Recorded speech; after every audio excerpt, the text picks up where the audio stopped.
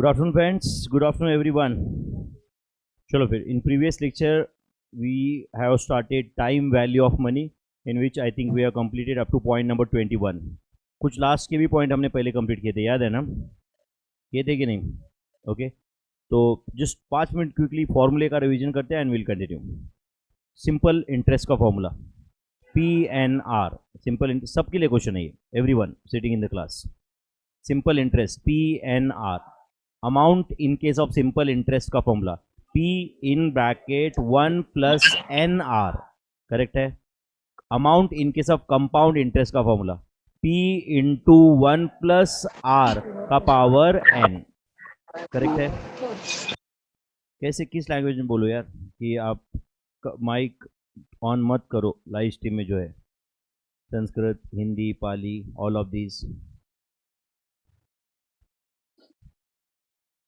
Yes. Compound interest का क्या formula है? P into 1 plus R bracket का power N minus 1 and amount in case of simple interest is P into 1 plus R का power N. इसके corresponding calculator tricks याद रहेंगे.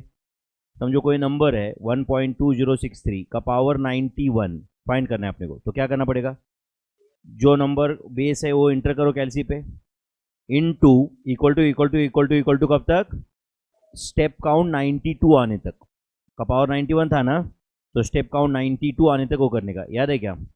अच्छा, a to the power b कैसे find करते हैं? If b is in fractions. याद है क्या आपको? b फ्रैक्शन में रहा तो कैसे सॉल्व करते हैं? a to the power b fraction में. हाँ बोलो. Enter a square root 12 time minus 1 into power plus 1 into equal to 12 times. How to find log of 35 on calculator?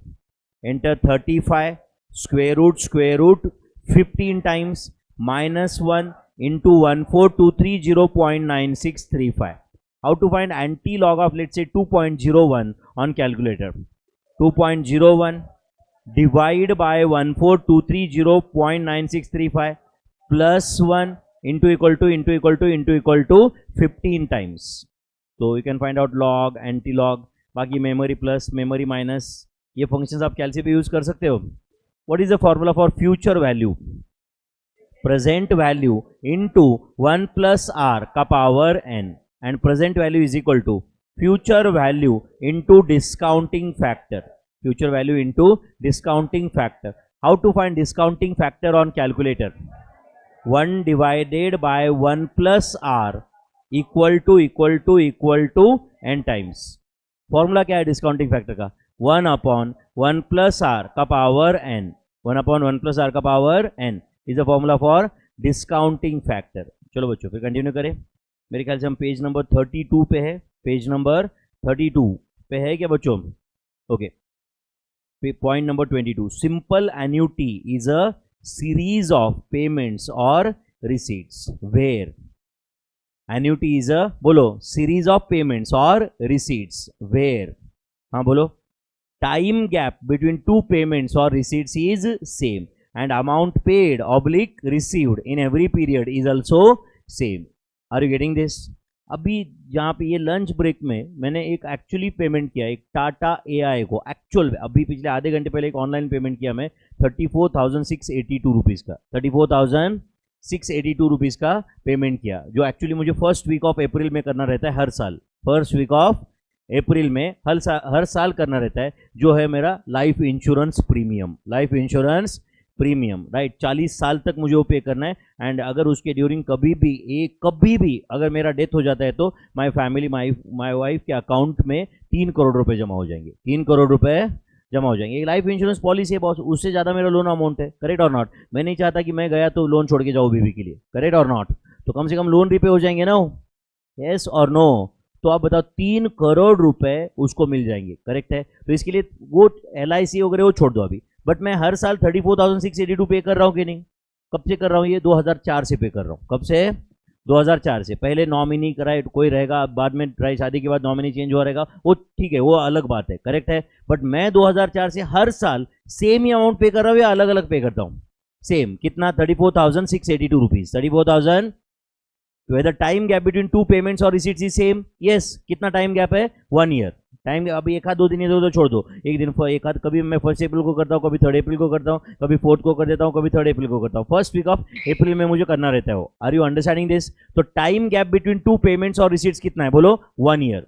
Time gap between 2 payments or receipt is 1 year. And whether amount paid or received in every year is same? Yes. Is it annuity payable for Vinod Reddy? Is it annuity payable for Vinod Reddy? For Tata AIA, ये company के लिए, it is annuity receivable. तो annuity क्या होता है बोलो? It is a series of payments or series of receipts. तुम्हारा EMI, bank का EMI क्या है ये बोलो? It is a series. हर महीने में मान लो मुझे 82,000 का EMI पे करना है बैंक को, आप समझ रहे हो क्या? तो 82,000 लेट से हर महीने के 5 तारीख को मुझे पे करना रहता है। तो 5 तारीख, 5 फरवरी, 5 मार्च, 5 अप्रैल, 5 जून, 5 जुलाई, समझ रहे हैं ना? हर महीने के 5 तारीख को पे होगा। तो what is the time gap between 2 payments or receipts? 1 month। And amount paid or received is also same. तो क्या लिखा है? Simple annuity is a series of payments or receipts where, लिखो इधर, time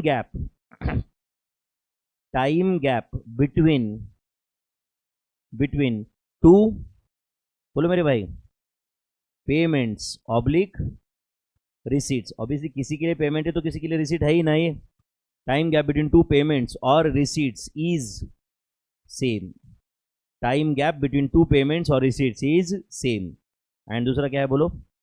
amount paid oblique received, amount paid oblique received in every period is also same. Amount paid oblique received, तो समझो हर साल में कुछ अमाउंट चेंज होता है, थोड़े भी अमाउंट से चेंज होता है, 2 रुपये, 5 रुपये, 10 रुपये भी इधर उधर होता है, तो it cannot be called as annuity. It cannot be called as annuity. So time gap between 2 payments or receipts is same, and amount paid oblique received in every period is also same. Amount paid or received in every period is also same. Then only it is called as annuity. ये point समझा क्या सबको? Okay. अब एक simple formula दिया है यहाँ पे इफेक्टिव रेट ऑफ इंटरेस्ट का। क्या है बोलो? Effective rate of interest. क्या कंसेप्ट है इफेक्टिव रेट ऑफ इंटरेस्ट का, याद है क्या आपको? अब मुझे बताओ, मैंने समझो 100 रुपये इन्वेस्ट किए, कितने? 100, अच्छे से ध्यान दो, 100 रुपये इन्वेस्ट किए eight a rate of 12% per annum compounded quarterly, 12% per annum compounded quarterly. And समझो मैंने एक ही साल के लिए इन्वेस्ट किया, कितना? 1 साल के लिए। कैलसी पे ले लो 100 रुपये, प्लीज ले लो कैलसी पे सब लोग। 100 लिया क्या आपने? क्या रेट ऑफ इंटरेस्ट है बोलो? 12% पर एनम कंपाउंडेड क्वार्टरली। तो हर क्वार्टर में 12% इंटू 1/4 होगा कि नहीं? मतलब हर क्वार्टर में मुझे कितना इंटरेस्ट मिलेगा? 3%। थोड़ा पार्टिसिपेटिव हो, इंसान हो ना तुम यार। 100 रुपये इन्वेस्ट किए हैं, 12% पर एनम कंपाउंडेड क्वार्टर, ये रिवीजन है, तो अपना दिमाग का एफिशिएंसी लेवल ज़्यादा होना चाहिए, क्योंकि अपने को फास्ट चीज़ें ग्रास्प करना है। तुम रेगुलर बैच की तरह मत बैठो कि टीचर 10 बार बताएगा अभी, वही मुंह लेके बैठे कुछ लोग। तो समझ आए क्या? ये रिवीजन है, समझ रहा है कि नहीं? थोड़ा अपना भी पढ़ने का थोड़ा वो दिखाओ चेहरे पे को, कुछ अपने को है पढ़ने की तड़प करके। 12% पर एनम कंपाउंडेड क्वार्टरली, तो हर क्वार्टर में कितना इंटरेस्ट मिलने वाला है? 3%। तो मैंने 100 रुपये इन्वेस्ट किए 1 साल के लिए। Are you getting this? 100 रुपये ले लो कैलसी पे, लिया क्या? प्लस 3% ऐसे करो, प्लस 3%, तो 103 हुआ रहेगा। तो कहना है this is closing balance of quarter 1।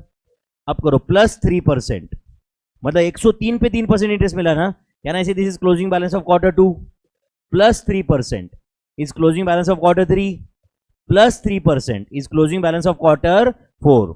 Correct? कितना पैसा है? 112.55 ऐसे कुछ है या नहीं? अब एक काम करो, मुझे बताओ कितना इन्वेस्ट किया था? 100, मिला कितना? 112.55। रेट ऑफ इंटरेस्ट तो 12% था, बट इफेक्टिवली मिला तो 12.55%। इफेक्टिवली मिला तो 12.55% की नहीं? क्यों ज्यादा मिला यार 12% से? क्योंकि अगर एक ही साल भर में एक ही कंपाउंडिंग होता एक ही बार एंड में, तो 100 प्लस 12% बोल के 112 आता। कब? अगर लेकिन कंपाउंडेड एनुअली होता तो। But this was quarterly compounding, this was quarterly compounding. उसकी वजह से क्या होगा बोलो? पहले क्वार्टर पे 3 रुपए इंटरेस्ट मिला, बट अगले क्वार्टर में वो 100 रुपए पे तो इंटरेस्ट मिला ही मिला, प्लस 3 रुपए जो फर्स्ट क्वार्टर का इंटरेस्ट था उस पे इंटरेस्ट मिला। In third quarter, we have got the interest on, हाँ बोलो, 100 rupees plus interest on interest of first 2 quarters. In fourth quarter, I have got interest on 100 rupees plus interest on interest of first 3 quarters, इसलिए effectively I have earned more और not. तो effectively how much we have earned, tell मी.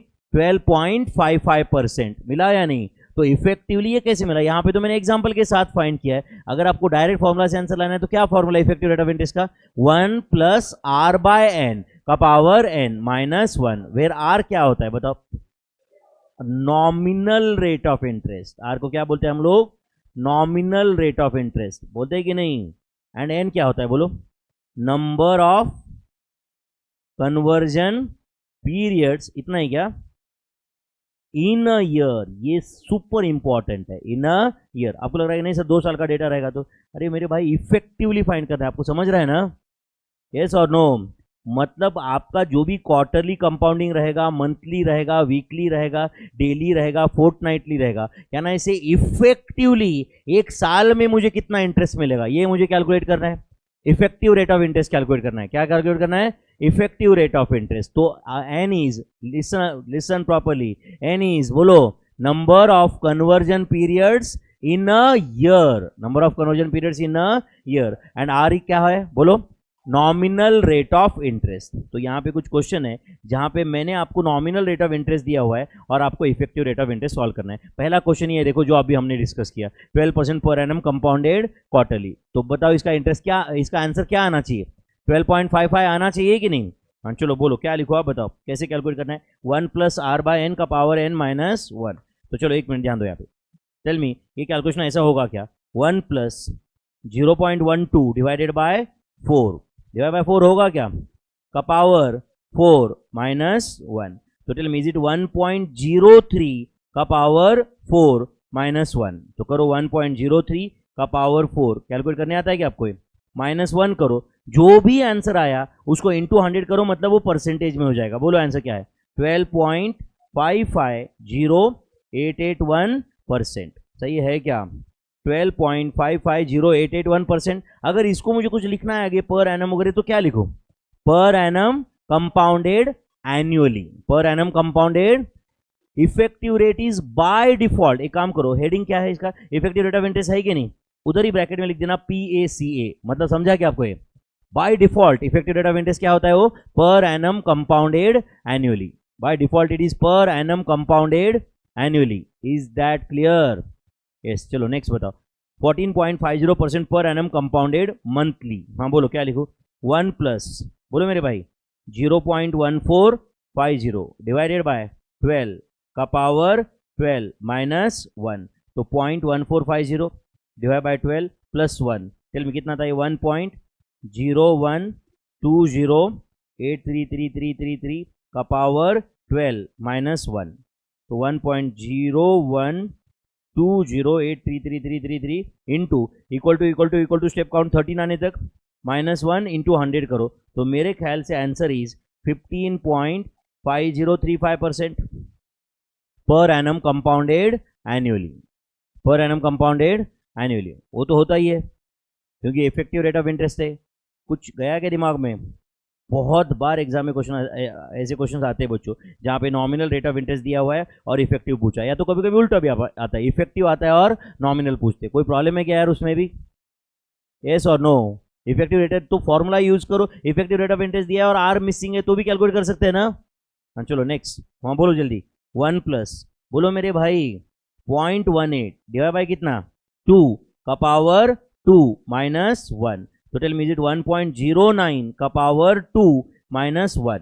तो 1.09 का power 2 minus 1 into 100, whether it is 18.81%, 18.81% पर annum compounded annually. Annually effective rate तो पर annum compounded annually होगा ना. अच्छा एक मिनट सुनो बच्चों, सुनो प्लीज.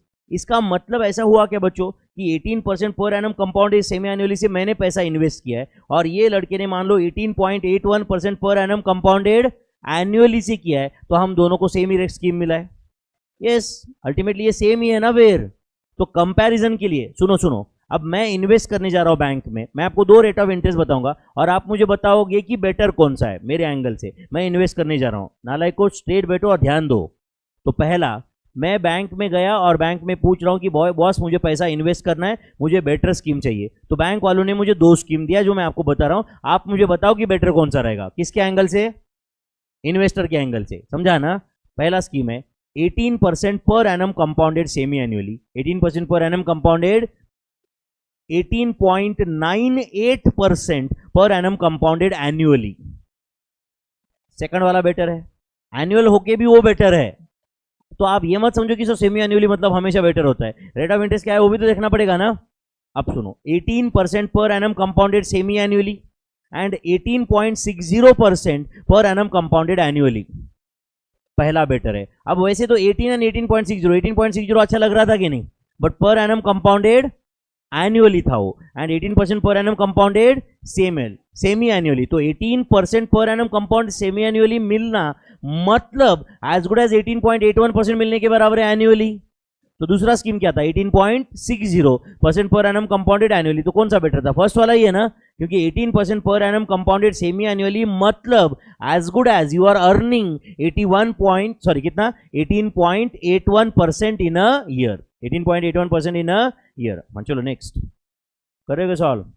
1 प्लस बोलो इज इट 0.2626 डिवाइड बाय कितना बोलो 52 का पावर 52 माइनस 1। तो करो कैलसी पे 0.2626 डिवाइड बाय 52 प्लस 1 कितना है वो 1.00505 का पावर 52 माइनस 1। तो 1.00505 इंटू 1.00505 इंटू इक्वल टू कब तक करने का बच्चों, स्टेप काउंट 53 आने तक, स्टेप काउंट 53 आने तक करो, जो भी आया -1 कर देना। कर रहे हो ना बच्चों, एंड इंटू 100 करो, आंसर परसेंटेज में आ जाएगा। बोलो 29.94% अप्रॉक्सीमेटली, 9447 ऐसा कुछ तो है। येस और no, how many of you got this answer, tell me honestly. Very good. Next 22% per annum compounded monthly, बोलो मेरे भाई 1 प्लस 0.22 डिवाइड बाय क्या कर दूं 12 का पावर 12 माइनस 1। तो करो 0.22 divide by 12 plus 1, answer is 1.01833333 ऐसा कुछ है क्या, का पावर 12 माइनस 1। तो 1.01833333 इंटू इक्वल टू कब करने का बोलो, स्टेप काउंट 13 आने तक, -1 इंटू 100, आंसर बताओ 24.3597% अप्रॉक्सीमेटली, यस और नो, 24.3597% अप्रॉक्सीमेटली, ये आंसर है क्या, how many have got this, good, very good. अब एक अगला टेबल है जहां पे मैंने इफेक्टिव या नॉमिनल ये दोनों में से कुछ तो एक दिया रहेगा और मिसिंग आपको फाइंड करना है, समझा या नहीं। अभी जो पहला टेबल था उसमें क्या दिया था, कंपलसरी मैंने नॉमिनल दिया था और इफेक्टिव पूछा था। यहाँ पे अपने को जो मिसिंग है वो फाइंड करना है, समझा क्या बच्चों। चलो पहला क्वेश्चन क्या है बोलो, पहला कॉलम इफेक्टिव है, दिख रहा है क्या आपको, अगला कॉलम नॉमिनल है। चलो एक काम करते हैं, यहाँ पे सॉल्व करते पहले, प्लीज ध्यान दो, प्लीज प्लीज प्लीज प्लीज, बाद में लिखो। अब मुझे बताओ इफेक्टिव रेट ऑफ इंटरेस्ट कितना है 18%, तो इफेक्टिव रेट ऑफ इंटरेस्ट 0.18 है, 0.18 है, यस और नो, इज इक्वल टू, हाँ बोलो 1 प्लस, समझो this is R, nominal rate of interest R है समझो, डिवाइड बाय क्या करना पड़ेगा 4, क्यों 4, क्वार्टरली में कन्वर्ट करना है आपको ये, का पावर 4 माइनस 1। तो tell me is it 1.18, 1.18 is equal to बोलो 1 प्लस आर बाय 4 का पावर 4। यहां तक आए क्या बच्चों। अब इसके आगे कैलसी पे होना चाहिए क्या बताओ। ओके काम करो, कैलसी पे 1.18 ले लो प्लीज, 1.18 प्लीज प्लीज, इतना ले और रुक जाओ, 1.18 लिया। ये 1.18 क्या है बच्चों, 1 प्लस आर बाय 4 का पावर 4 है, तो दोनों साइड का फोर्थ रूट लेते, तो 1.18 का फोर्थ रूट मतलब 2 बार स्क्वायर रूट प्रेस करो। तो अभी जो आपके कैलसी पे आंसर है मुझे मत बताओ क्या है, बट वो क्या रिप्रेजेंट कर रहा है बोलो, 1 प्लस आर बाय 4 का वैल्यू रिप्रेजेंट कर रहा है, 1 प्लस दोनों साइड का फोर्थ रूट लिया, 1 प्लस आर बाय 4 का वैल्यू है वो। तो एक काम करो उसमें से -1 करो, मतलब ये किसका वैल्यू है अभी, आर बाय 4 का, अरे 1 उधर गया भाई, ये किसका वैल्यू है आर बाय 4 इंटू 4 करो, तो क्या आया ये आर का वैल्यू है, किसका वैल्यू है आर का वैल्यू है, इंटू 100 करो, आर परसेंटेज में आ जाएगा। बोलो क्या आंसर है 16.8986%, यस और नो, 16.8986%। और एक्सपेंड करना है क्या बताओ, पक्का ना, कैलकुलेटर पे हो जाता है कि नहीं है, are you getting my friends, 16.8986% correct है। ओके चलो और एक क्वेश्चन हम साथ में सॉल्व करते हैं यहाँ पे, प्लीज प्लीज प्लीज साथ में सॉल्व करते हैं। अब बताओ यहाँ पे इफेक्टिव रेट ऑफ इंटरेस्ट 0.20 है क्या मेरे भाई, इज इक्वल टू, हाँ बोलो, 1 प्लस आर बाय 12 का power 12 minus 1। Do you agree? और अपने को आर फाइंड करना है ना अभी, तो एक काम करो, इज इट 1.20 इधर लिया क्या मैंने, इज इक्वल टू, बोलो बच्चों, 1 प्लस आर बाय 12 का पावर 12। अब इसके आगे मैं इधर सॉल्व कर रहा हूँ, चलेगा क्या? अब बताओ बच्चों दोनों साइड का कौन सा रूट लेंगे, 12। तो एक मिनट ध्यान दो, तो मैं ऐसे लिख सकता हूँ क्या, बताओ, ये 1 प्लस आर बाय 12 का पावर 12 था, उसका 12th root 1 plus R by 12 आएगा, इज इक्वल टू, हाँ बोलो, 1.20 का पावर 1 बाय 12। अब मुझे ऐसा लगता है कि इसके बाद में हम कैलसी पे करते आना चाहिए। अब सुनो ध्यान से, 1.20 का पावर 1 बाय 12 का आंसर फाइंड करके वेट करते हैं वहां पे, चलेगा क्या? ले लो कैलसी पे 1.20 लिया क्या? स्क्वायर रूट कितनी बार, 12 टाइम्स, 1 2 3 4 5 6 7 8 9 10 11 12, स्क्वायर रूट 12 टाइम्स लिया क्या? -1, आगे बोलो, डिवाइड बाय 12 मतलब इंटू 1 बाय 12 ना, plus 1 into equal to 12 times.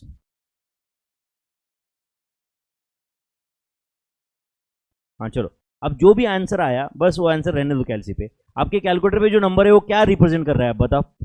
1 plus R by 12 represent कर रहा है, 1 प्लस आर बाय 12 रिप्रेजेंट कर रहा है, तो एक काम करो -1 करो, तो ये आर बाय 12 आया, आर बाय 12 आया कि नहीं, इंटू 12 करो, एंड अब इंटू 12 करने के बाद जो आंसर आया वो आर है, इंटू 100 करो, परसेंटेज में हो जाएगा 18.3717%। कितने लोग आंसर आए? 18.3717। Very good very good. Next 28.56% effective है बच्चों, और नॉमिनल पूछा है, हाफ ईयरली पूछा है, दिख रहा है क्या आपको ये? ओके एक बार मुझे वापस बताओ, इफेक्टिव रेट 0.2856 है क्या, is equal to 1 plus R by क्या आएगा बच्चों, 2 का पावर 2 माइनस 1। तो tell me is it 1.2856 is equal to 1 plus R by 2 का power 2। Do you agree my friends, do you agree? अब इसके आगे कैलसी पे होगा क्या बताओ आप? 1.2856 ले लो कैलसी पे, 1.2856 लिया, अब दोनों साइड का स्क्वायर रूट लेना है, तो 1.2856 का स्क्वायर रूट ले लो आप। अब आपके कैलसी पे जो भी नंबर है वो क्या बता रिप्रेजेंट कर रहा है, 1 plus R by 2, 1 plus R by 2 represent कर रहा है, -1 करो तो ये क्या आया, आर बाय 2, इंटू 2 करो आर आ जाएगा, इंटू 100 करो आर परसेंटेज में एक्सप्रेस हो जाएगा, बोलो 26.7686%, 26.7686। अच्छा बताओ बच्चों, अगर मैंने अभी आपको एक क्वेश्चन पूछा ना, 26.7686% पर annum compounded half yearly, find effective rate of interest, तो ये आंसर आएगा ना, क्या आंसर आएगा? 28.56% पर एनम कंपाउंडेड एनुअली। इफेक्टिव तो पर एनम कंपाउंडेड एनुअली होता है ना, यस और नो? तो इस क्वेश्चन का फाइनल आंसर क्या है बोलो, 26.7686। ओके नेक्स्ट क्वेश्चन, क्या नंबर है, 26 ना, बोलो क्या क्वेश्चन है बच्चों, एक बार बताओगे क्या मुझे? 18.50% per annum compounded monthly, 18.50% per annum compounded monthly is equivalent to dash % per annum compounded quarterly. तो ऐसे एज्यूम करते कि जो आंसर है वो आर है, चलेगा क्या बच्चों? और तो हमें आर फाइंड करना है, यस और नो? तो अब मुझे बताओ 18.50% पर एनम कंपाउंडेड मंथली का इफेक्टिव रेट ऑफ इंटरेस्ट क्या होगा? हाँ बोलो, 1 प्लस, बोलो मेरे भाई, 0.1850 डिवाइड बाय 12 का पावर 12 माइनस 1। ये इफेक्टिव है कि नहीं बताओ? तो वो जो मंथली है उसको हमने एनुअल कंपाउंडिंग में कन्वर्ट किया क्या? एंड बताओ अभी R % per annum compounded quarterly, उसका भी इफेक्टिव फाइंड करो, यस और नो? तो क्या करो फिर, बोलो 1 प्लस, बोलो मेरे भाई, R बाय 4 का पावर 4 माइनस 1। अब बताओ बच्चों, ये सॉल्व करके R का वैल्यू लाने का है बस, और दोनों सेम रखा ना मैंने, एक एनुअल कंपाउंडिंग, सॉरी एक क्वार्टरली कंपाउंडिंग है और एक मंथली कंपाउंडिंग है, दोनों का इफेक्टिव रेट ऑफ इंटरेस्ट एक ही कर दिया मैंने, क्योंकि बोला है ना उन्होंने दोनों एक ही है करके, इज इक्विवेलेंट टू, बोला है कि नहीं? सबसे पहले तो बताओ -1 कैंसिल हुआ क्या? तो एक काम करो, कैलसी पे ले लो 0.1850 लिया क्या, डिवाइड बाय 12 प्लस 1, बोलो कितना था ये? 1.01541666666 का पावर बोलो 12 है या नहीं? इज इक्वल टू बोलो 1 प्लस आर बाय 4 का पावर 4। यहां तक आए क्या बच्चों? कुछ नहीं भाई, मैंने -1 कैंसिल किया और बचा हुआ लिख दिया है, यस और नो? अब बता, आपकी कैलसी पे 1.015416666 का पावर 12 आपको कैलसी पे करते आएगा क्या? हाँ बोलो, 1.01541666666 इंटू हाँ पावर 12 करो आप, स्टेप काउंट 13 तक जाना पड़ेगा ना। बोलो क्या आंसर है, तो बोलो 1 प्लस आर बाय 4 का पावर 4 इज इक्वल टू कितना आ रहा है, बोलो 1.20152123207, ऐसा कुछ है क्या। हमें आर फाइंड करना है, तो क्या करूं बच्चों, आप दोनों साइड का फोर्थ रूट लेते हैं, दोनों साइड का फोर्थ रूट, तो 1 plus R by 4 is equal to, अभी आपकी कैलसी पे 1.20 ऐसा है क्या, उसका फोर्थ रूट लेना है, तो क्या ले लो, बोलो स्क्वायर रूट 2 बार, तो स्क्वायर रूट 2 बार ले लो और बताओ मुझे क्या आंसर है, 1.04696668493, ये आंसर है क्या मेरे भाई। 1 प्लस आर, ये आपके लिए लिख रहा हूं मैं, एक्चुअली लिखने की जरूरत नहीं थी, समझा है ना। तो क्या करो अभी आंसर 1 प्लस आर बाय 4 का आंसर है, तो उसमें से क्या डिडक्ट करूं, 1 डिडक्ट कर लिया, 1 डिडक्ट कर लिया, तो ये जो भी आंसर है वो आर बाय 4 का है, इंटू 4 करो तो आर आ जाएगा, इंटू 100 करो आर परसेंटेज में आ जाएगा, तो आर इज बोलो 18.7867% पर एनम कंपाउंडेड क्वार्टरली, 18.7867%, कितने लोगों का आंसर आए, समझा आपको ये, वेरी गुड। तो क्या क्या हमने समझा, क्या देखो बच्चों, हम पिछले 10 मिनट से एक ही फॉर्मूला सीख रहे हैं, कौन सा, इफेक्टिव रेट ऑफ इंटरेस्ट। क्या formula effective rate of interest का, 1 प्लस आर बाय एन का power N minus 1, where R is nominal rate of interest, N is number of conversion periods in a year, important है, वापस बताओ effective rate of interest का, straight बैठो, ध्यान दो मेरे भाई प्लीज, हाथ जोड़ के बोलता हूं, इफेक्टिव रेट ऑफ इंटरेस्ट का formula 1 plus R by N का power N minus 1, where R is nominal rate of interest, N is number of conversion periods in a year, N is number of conversion periods in a year, correct है। चलो next, 20.86% per annum compounded quarterly is equivalent to dash percent per annum compounded half yearly. अब देखो previous type का एक question है कि नहीं, अब बताइए जो डैश है इसकी जगह मैं आर लिखता हूं, चलेगा क्या, मतलब आर फाइंड करना है ना अपने को, तो क्या करेंगे बच्चों, दोनों इफ नॉमिनल है ये, तो दोनों को इफेक्टिव में कन्वर्ट कर देते हैं। हाँ चलो बोलो 20%, 20.86%, तो क्या आएगा 1 प्लस 0.2086 डिवाइड बाय 4 का पावर 4 माइनस 1, ये इफेक्टिव रेट ऑफ इंटरेस्ट है।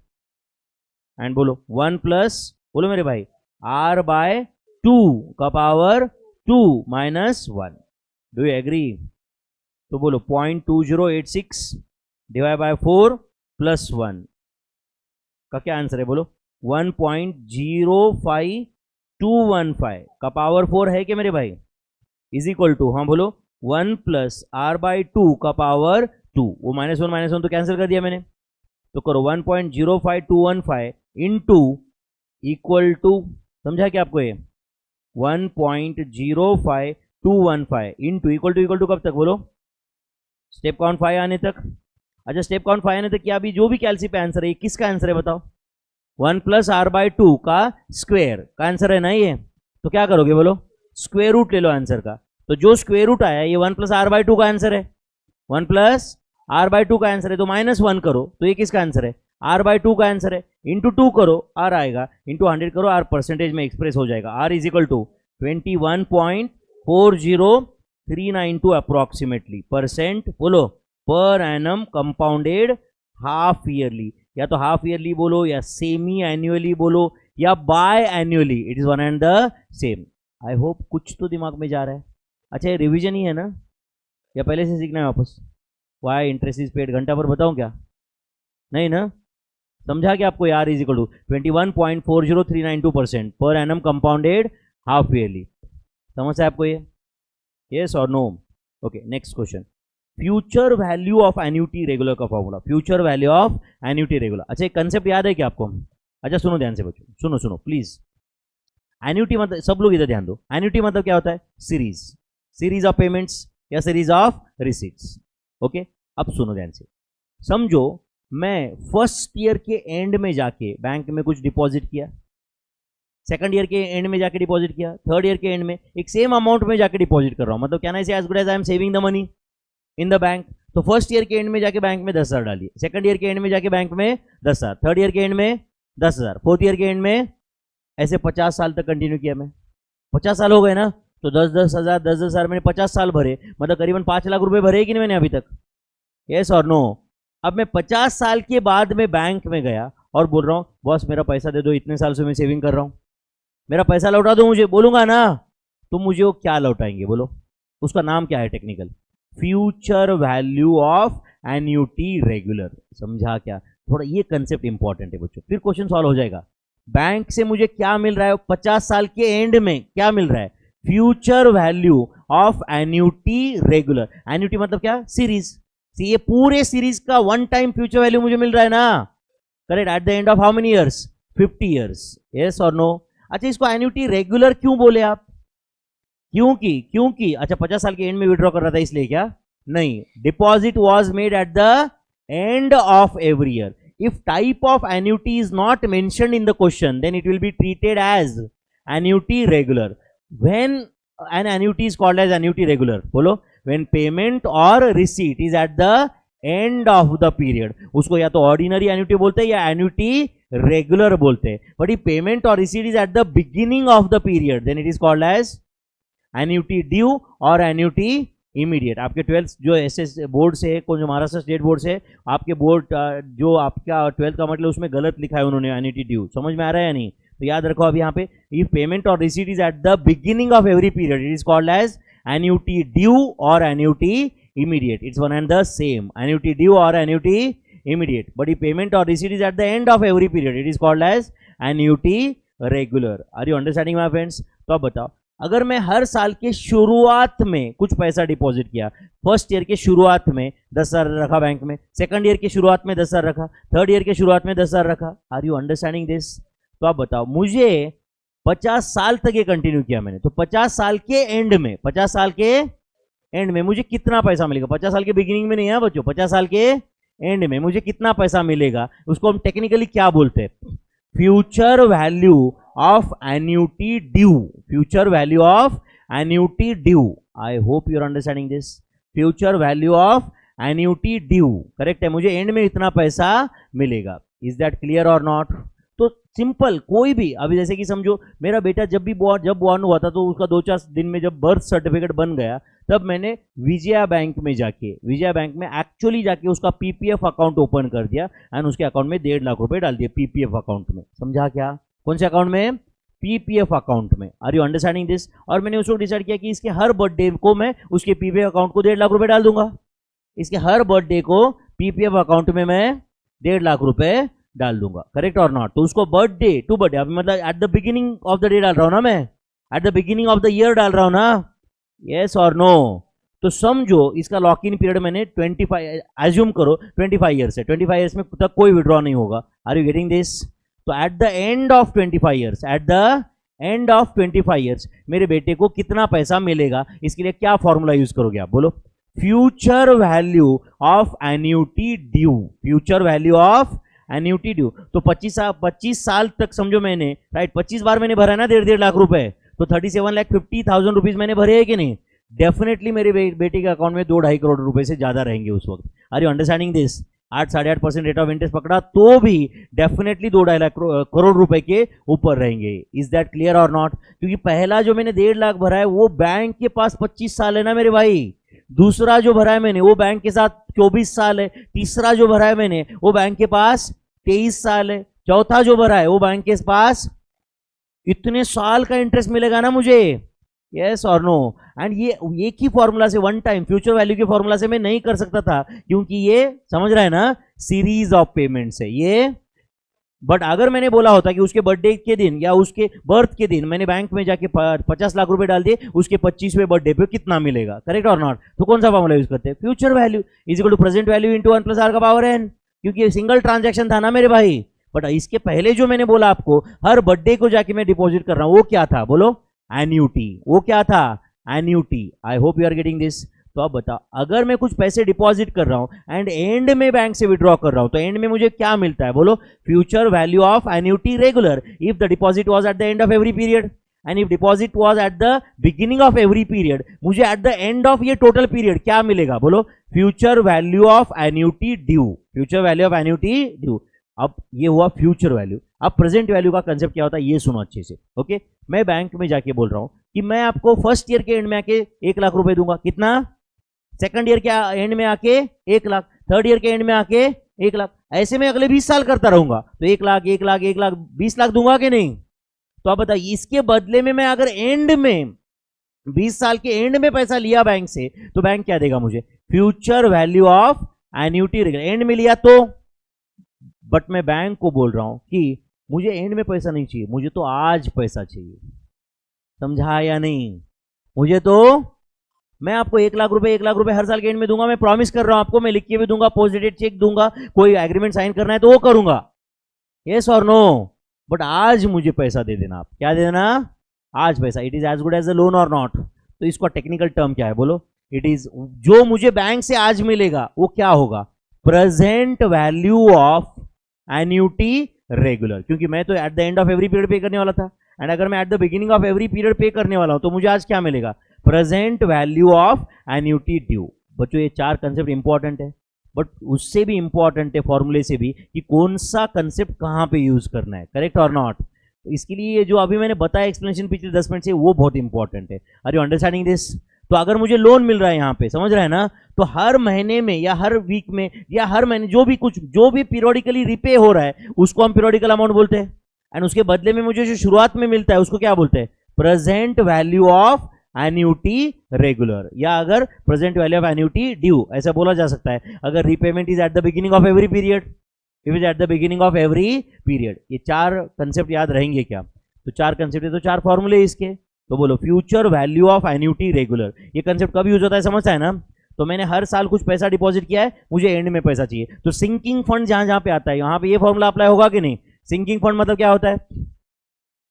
हर महीने में, हर 6 महीने में, क्वार्टरली, जो भी कुछ है, हर पीरियड में आपने पैसा इन्वेस्ट करके रखा है, बाजू में रखा है, यस और no. And at the end of that period कुछ तो काम है, जैसे कि रिप्लेसमेंट ऑफ मशीनरी, समझ में आ रहा है ना? अच्छा समझो कोई आपका मशीन है 25 करोड़ का, उसका यूजफुल लाइफ 20 साल है, तो 20 साल के बाद आपको मशीन चेंज करना पड़ेगा कि नहीं? वो मशीन चेंज करने के चक्कर में इतना पैसा जाएगा कि उस साल में लिक्विडिटी प्रॉब्लम आ सकता है कि नहीं? तो वो अवॉइड करने के लिए क्या करेंगे? Sinking fund. तो मेरे बेटा समझो कभी 20-22 साल का होगा और बाद में बोलेगा कि पापा मुझे यहाँ पे पढ़ने जाना है, मुझे ये करना है, वो करना है, राइट, मुझे चाहिए 1.5 करोड़ रुपए, मुझे चाहिए 1.5 करोड़ रुपए। अभी 20 साल के बाद में तो 1.5 करोड़ 2 करोड़ बच्चे ऐसे मांग लेंगे, जैसे आज 10 लाख है, 15 लाख है, 5 लाख है, इतना तो मांग लेते ना आजकल, यस और नो। हमारे जमाने में ऐसे लाख बोला तो हम लोग बोलते थे भाई लाख, एक्चुअली ऐसा ही था। आप समझ रहे हो या नहीं? हमारे ज़माने में अगर कोई बोलता था ना कि मैंने 1 लाख रुपए की बाइक परचेस कर ली है, तो हमने ऐसा लगता था कि बाप रे, लाख रुपए की बाइक। आजकल तो चिल्लर गाड़ी लाख रुपए में। Is it right or not?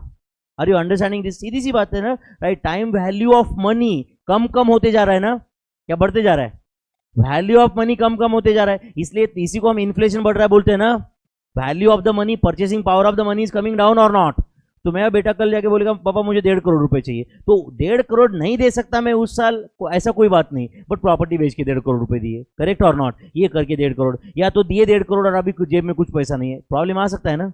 इसलिए मैं क्या कर रहा हूं फिर हर महीने में, सॉरी हर साल में या महीने में जो भी कुछ है, कुछ पैसा बाजू में रख दिया, करेक्ट और नॉट? एंड हो सकता है कि कल मैंने 1.5 लाख रुपए भरा तो मुझे उससे कोई बहुत बड़ा लिक्विडिटी क्रंच आएगा क्या? आज मैं भूखा सो जाऊंगा क्या फिर ऐसे? नहीं यार 1.5 लाख रुपए भरे कल, नहीं, करेक्ट। बट यही अगर 1.5 लाख की जगह कल मान लो 20-25 लाख होते तो हो सकता है कि अब मेरा सेविंग अकाउंट खाली हो गया, और प्रॉब्लम में हूं मैं, लिक्विडिटी प्रॉब्लम में हूं। ये पॉसिबल है या नहीं है? तो 1.5 लाख रुपए भर दिया, तो 1.5 लाख रुपए ये भरते जा रहे हैं। तो आप बताओ, it becomes a big amount at the and और नॉट? एंड समझो वो बोल रहा है 22 साल की एज में, पापा मुझे यहाँ पे सीखने जाना है, 1.5 करोड़ का फीस है, पता चला उसके अकाउंट में 2 करोड़ है, पीपीएफ अकाउंट में 2 करोड़ है, वो निकाल के दे दूंगा। मैं बोलूंगा कि ठीक है भाई, इतना ही तेरे लिए मैंने सेव करके रखा है, इससे कुछ कर सकता है जिंदगी में तो, नहीं तो कर ले, नहीं तो देख ले अपना अपने। यस और नो? मेरा काम मैंने कर दिया है, मेरा काम जितनी एक बाप बोल के रिस्पॉन्सिबिलिटी है उतना मैंने कर दिया, बाकी तू और तेरा फ्यूचर जाने। यस और नो? जो बेसिक रिस्पॉन्सिबिलिटी है वो मैंने कंप्लीट कर दिया है। Are you understanding my friends? तो आप बताओ, मैंने मेरा काम ही थोड़ा बहुत आसान किया कि नहीं 1.5 लाख रुपए जमा करके? Can I say this as good as sinking fund I have created for my child's education? Sinking fund I have created for my child's education, correct or not? Are you understanding my friends?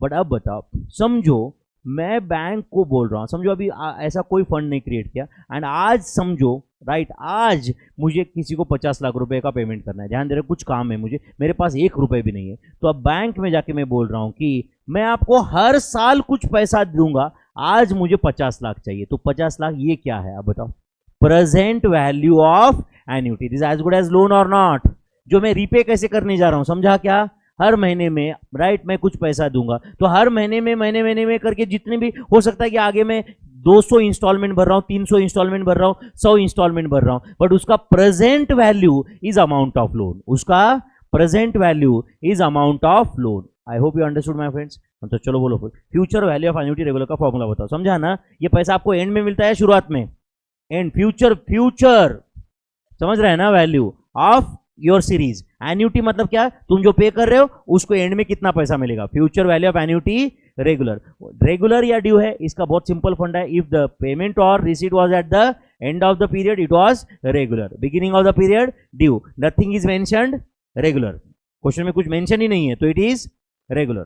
चलो बोलो, future value of annuity regular का क्या formula है, periodical amount, मतलब आप हर साल में हर महीने में कुछ ना कुछ तो डिपॉजिट कर रहे हो ना, पीरियोडिकल अमाउंट इनटू, बोलो मेरे भाई, 1 प्लस आर का power n minus 1 divided by R, समझा क्या बच्चों, ये किसका फॉर्मूला था, future value of annuity regular, and future value of annuity due का क्या फॉर्मूला है, future value of annuity due का, हाँ बोलो, पीरियोडिकल अमाउंट मतलब हर साल के बिगिनिंग में या महीने के बिगिनिंग में जो इन्वेस्ट हो रहा है वो, इनटू बोलो 1 प्लस आर का power n minus 1 divided by R, ये जो भी आंसर आया into 1 plus R. I hope you are getting my friends, yes और नो। तो ये future value of annuity regular and due, देखो अभी लिख रहे ना तो ऐसे सोचो कि अभी ये लास्ट टाइम है, इसके बाद में मुझे टाइम नहीं मिलने वाला, ये अप्रोच से बैठो यहाँ पे, समझा या नहीं, एंड मैं क्या बोल रहा हूँ, मैं तुम्हें ये बुक छोड़ के और जो करना है करो, पहला कंडीशन क्या है समझा क्या, ये बुक कंप्लीट चाहिए मुझे, एंड मैं गारंटी लिख के दे सकता हूँ मैं आपको, ये बुक तुम पूरा अच्छे से करो, पूरा समझ के करो, तुम फेल हो ही नहीं सकते, तुम खुद समझ सकते हो यार सिलेबस क्या है और ये बुक में मैंने क्या क्या दिया है, करेगा, इससे बाहर का कोई कंसेप्ट है क्या मुझे बताओ, इसके बाहर कोई कंसेप्ट है ही नहीं, आर यू अंडरस्टैंडिंग दिस। हाँ चलो बोलो, एन्युटी रेगुलर एन्युटी ड्यू का मतलब क्या होता है, एन्युटी रेगुलर में, एन्युटी रेगुलर का मीनिंग क्या है बोलो, देखो, पेमेंट ऑब्लिक रिसीट इज, बोलो, payment oblique receipt is at the and, ऐसे लिखता हूं चलेगा क्या, eight the end of every period, eight the end of every period, payment oblique receipt is at the, बोलो, तो अगर मंथली रहा तो हर मंथ के एंड में पेमेंट होता है, क्वार्टरली रहा तो हर एक क्वार्टर के एंड में डिपॉजिट हो रहा है, is that clear. And annuity due क्या होता है बोलो, payment oblique receipt is at the beginning of every period,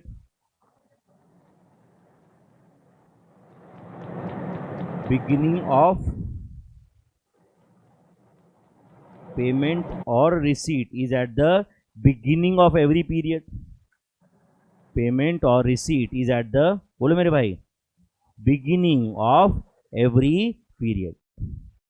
I hope you understood this, yes और नो। यहाँ पे एंड एंड बिगिनिंग को बॉक्स करके रखो। अच्छा बताओ, if type of annuity is not mentioned in the question it will be treated as, लिखो एक सेंटेंस यहाँ पे, if type of annuity is not mentioned in question, लिख रहे हो क्या मेरे भाई? बोलो कुछ तो, यस नो वगैरह बोल सकते हो। दोपहर का समय मैं जान सकता हूँ, समझ सकता हूँ डिफिकल्ट है। Type of annuity is not mentioned in the question. If type of annuity is not mentioned in the question, comma, it will be treated as, it will be treated as, it will be treated as annuity regular. If type of annuity is not mentioned in the question, it will be treated as annuity regular. It will be treated as annuity regular. I hope you understood my friends. Okay, next, present value of annuity regular का ये formula सही है क्या? बताओ क्या formula है present value का? Periodical amount into annuity factor. How to find annuity factor on calculator? याद है क्या आपको procedure? 1 divided by 1 plus r equal to n times and grand total अगर कैलसी पे ऑप्शन ग्रैंड टोटल का नहीं है तो ऐसा भी होता है 1 divide by 1 plus R equal to m plus n times and memory recall. मेरा सजेशन ये है, अगर कैलसी पे ग्रैंड टोटल का बटन नहीं है तो दुकान में जाओ और वो वाला कैलकुलेटर लेके आओ, ये बेटर चॉइस है। समझा या नहीं? तो क्या, how to find annuity factor बोलो? 1 divided by 1 plus R equal to n times and grand total you will find annuity factor on calculator या discounting factor, annuity factor। समझा क्या आपको ये? चलो क्वेश्चन नंबर 32, ये 31 पॉइंट पढ़ा क्या आपने? And present value of annuity due का क्या फॉर्मूला है? Periodical amount into annuity factor into 1 plus R. चलो एक काम करो, ये चारों फॉर्मूले मुझे साथ साथ में बताओ सब लोग। कौन से चार फॉर्मूले? Future value of annuity regular, future value of annuity due, present value of annuity regular, present value of annuity due. मुझे ऐसा लगता है कि कौन सा फॉर्मूला कब यूज करना है इसका एक सफिशिएंट एक्सप्लेनेशन आज भी मैंने बताया। Future value of annuity regular, periodical amount into 1 plus R का power n minus 1 divided by r। Future value of annuity due, periodical amount into 1 plus r का power n minus 1 divided by r into 1 plus r। present value of annuity regular, periodical amount into annuity factor, present value of annuity due, periodical amount into annuity factor into 1 plus r, periodical amount into annuity factor into 1 plus r। how to find annuity factor? 1 divided by 1 plus r equal to n times and grand total Are you understanding my friends? Yes or no?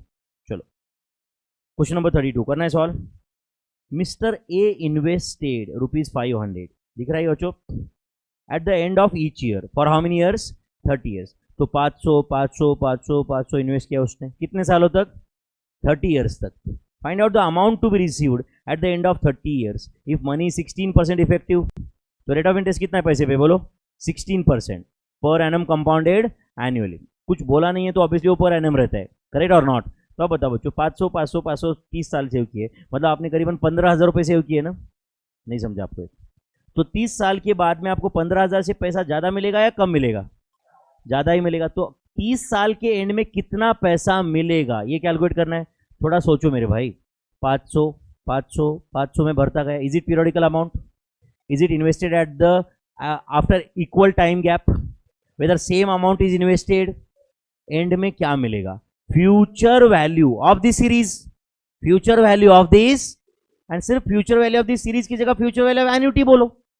Annuity series है ना, तो future value of annuity बोल दो। तो write down future value of annuity regular, future value of annuity regular is equal to, बोलो formula, periodical amount. P A मतलब periodical amount, ठीक है बच्चों? अच्छा एग्जाम में तो आप ये भी नहीं लिखोगे यार, डायरेक्ट आंसर ही लिखोगे ना उधर। 1 प्लस आर का power n minus 1 divided by R. बोलो पीरियोडिकल अमाउंट कितना है, जल्दी बताओ। 500 है ना? 1.16 का पावर 30 माइनस 1 डिवाइड बाय 0.16। यहाँ तक ठीक है क्या मेरे भाई? हाँ चलो 1.16 इंटू इक्वल टू कब तक करूँ? स्टेप काउंट 31 आने तक। किया क्या आपने? -1 डिवाइड बाय 0.16, जो भी आंसर आया इंटू 500, तो आपको पैसा मिल रहा है 2,65,156 रुपीज़ अप्रॉक्सीमेटली। समझा क्या बच्चों? 2,65,156। समझता है कि मेरे भाई? 500 आपने 30 साल इन्वेस्ट किया, आपका 15,000 रुपये का प्रिंसिपल है सिर्फ। देखो कितना इंटरेस्ट मिल रहा है। 2,65,000 मतलब 2.5 लाख से ज़्यादा आपका इंटरेस्ट है। 2,65,000 में 2.5 लाख आपका इंटरेस्ट है। बचा हुआ पैसा 15,000 आपने इन्वेस्ट किया है सिर्फ। समझा क्या? रेट ऑफ इंटरेस्ट भी मैंने कुछ बहुत ज़्यादा अनरियलिस्टिक नहीं लिया ना? येस और no? Are you understanding this? अभी कुछ दिनों पहले वो व्हाट्सएप पे या न्यूज़पेपर में भी आया था एक मैसेज कि ऐसा एक ने कैलकुलेशन करके दिखाया था। क्या कैलकुलेशन करके दिखाया था? ऐसे उसने पूरा डिटेल कैलकुलेशन करके दिखाया था with time value of money. सुन रहे हो क्या? उसने क्या बोला कि आजकल स्कूल्स में वगैरह 1-1.25 लाख रुपए का फीस तो कॉमन है, मतलब senior KG, junior KG, first standard का 1.25 लाख फीस रहता है, बहुत कॉमन है आज के लिए। तो उसने बोला कि 1 लाख रुपए या 1.25 lakh rupees instead of paying that fees, आप बच्चे को स्कूल, जो फैंसी स्कूल होता है, ये स्कूल होता है, वो छोड़ दो, गवर्नमेंट स्कूल में डाल दो, मतलब नहीं के बराबर फीस होता है। गवर्नमेंट स्कूल या जो भी कुछ स्कूल रहते हैं ना, जीरो फीस वाले फीस स्कूल रहते हैं ना, उसमें डाल दो। सिर्फ थोड़ा उसमें ऐसे लगता है ना पेरेंट्स को कि क्या मेरे बेटे के फ्यूचर के साथ मैं खेल रहा हूँ, ऐसा कुछ रहता नहीं, लेकिन बराबर है कि नहीं, यस और नो। तो उसने बोला था कि तुम नॉर्मल स्कूल में डाल दो एंड 1.25 लाख के शेयर्स उसके नाम पे ले लो उस समय पे ही, समझा क्या। तो उसका सेकंड स्टैंडर्ड का फीस भरते वक्त उसको ऐसे सोचने का कि वो प्राइवेट स्कूल पे है, बट वो है गवर्नमेंट स्कूल में ना, तो फीस नहीं भर रहे उसका, तो क्या कर रहे हैं, शेयर्स ले रहे, समझा है नहीं। तो उसने ऐसे कैलकुलेशन दिखाया था कि ऐसा 25 साल तक चलता रहा, समझ रहा है क्या। बाद में तो इनफैक्ट फीस ज़्यादा भी रहते हैं ना, आगे MBBS करना है उसको, ये करना है, वो ऐड कर दिया तो फिर कहाँ तक जाएगा सोचो, लाखों रुपए फीस है ना उसका। सादे सादे कॉलेज में यार BBA का फीस 3 लाख 4 लाख रुपए, इसको कुत्ता पूछता नहीं एक्चुअल में, यस और no, are you understanding this. तो ये सारा पैसा उसने इन्वेस्ट करने के लिए बोला, एंड उसने बताया कि उसका जो बच्चे का जब एज 27-28 हो जाता है, तब तक उसके अकाउंट में कुछ तो 2-2.5 करोड़ रुपए हो जाते हैं, एंड उसको कोई भी टाइप की नौकरी मिली ना तो भी उतना पैसा नहीं होता, समझा क्या। उसने क्या दिया था, कोई भी टाइप की नौकरी मिली तो भी उतना पैसा वो जिंदगी में सेव कर ही नहीं सकता कभी, आप समझ रहे हो क्या। और उसने बोला था कि बी, एंड में लिखा था be wise, right, don't put your child in such a fancy school, उससे अच्छा वो पैसा आप इन्वेस्ट करो प्रॉपरली। अब करना है नहीं करना अगली बात है आपकी, बट उसने अपना कैलकुलेशन बताया, उसने अपना पॉइंट ऑफ व्यू बताया था, समझ रहा है क्या मैं क्या बोल रहा हूँ, उसने अपना पॉइंट ऑफ व्यू बताया था। तो राइट, जो भी है लाख रुपए सेव कर रहे 25 साल तक, लगता 25 लाख रुपए ही है, सिर्फ ऐसा लग रहा है 25 लाख से हो रहा है, बट बाद में वो it becomes crores of rupees, it becomes.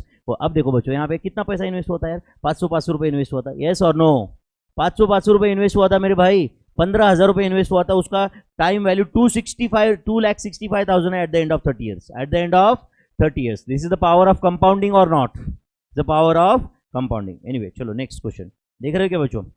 A loan of rupees 8 lakhs is to be repaid. Loan of rupees 10 lakhs is to be repaid in 10 annual installments. Find the amount of installment if rate of interest is 12%. अब बताओ, ये 8 लाख रुपए मुझे bank से कब मिल रहे हैं, आज। लोन के बाद में मिलता है क्या, आज मिल रहा है। तो मैं जो पेमेंट कर रहा हूं बैंक को, वो एन्युटी है ना, उसका present value should be 8 lakhs या future value should be 8 lakhs, present value. Very good, तो write down present value of annuity regular, यही फॉर्मूला यूज करना पड़ेगा ना, present value of annuity regular. कितना है बच्चों present value of annuity regular, बोलो 8 lakhs। Present value of annuity regular 8 lakhs है क्या, इज इक्वल टू, हाँ बोलो, पीरियोडिकल अमाउंट इनटू, बोलो क्या रहता है, एन्युटी फैक्टर, याद है क्या formula, is equal to 8 lakhs। तो पीरियोडिकल अमाउंट मतलब क्या बच्चों, हर साल में मैं बैंक को क्या रिपे करने वाला हूं अभी, मतलब ही इंस्टॉलमेंट ना, नहीं समझा भाई, थोड़ा समझो यार कंसेप्ट। हर साल में मैं बैंक को देने वाला वो पीरियोडिकल अमाउंट है ना, एंड उसके बदले में आज क्या मिलता है मुझे, लोन। मतलब क्या, present value of annuity regular, yes और नो।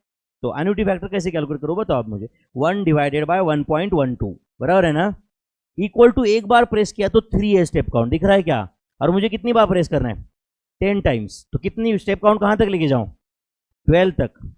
अरे वहां एक बार प्रेस किया तो 3 है ना, तो स्टेप काउंट कहां तक लेके जाऊं मैं, 12 तक। तो 1 divide by 1.12 equal to step count 12 तक लेके जाओ, बराबर है कि नहीं, एंड ग्रैंड टोटल का बटन दबाओ, बोलो क्या आंसर है, 5.650223022825 ऐसे कुछ है क्या, is equal to 8 lakhs, is equal to 8 lakhs। तो divide by equal to into 8 lakhs, समझा ना बच्चों।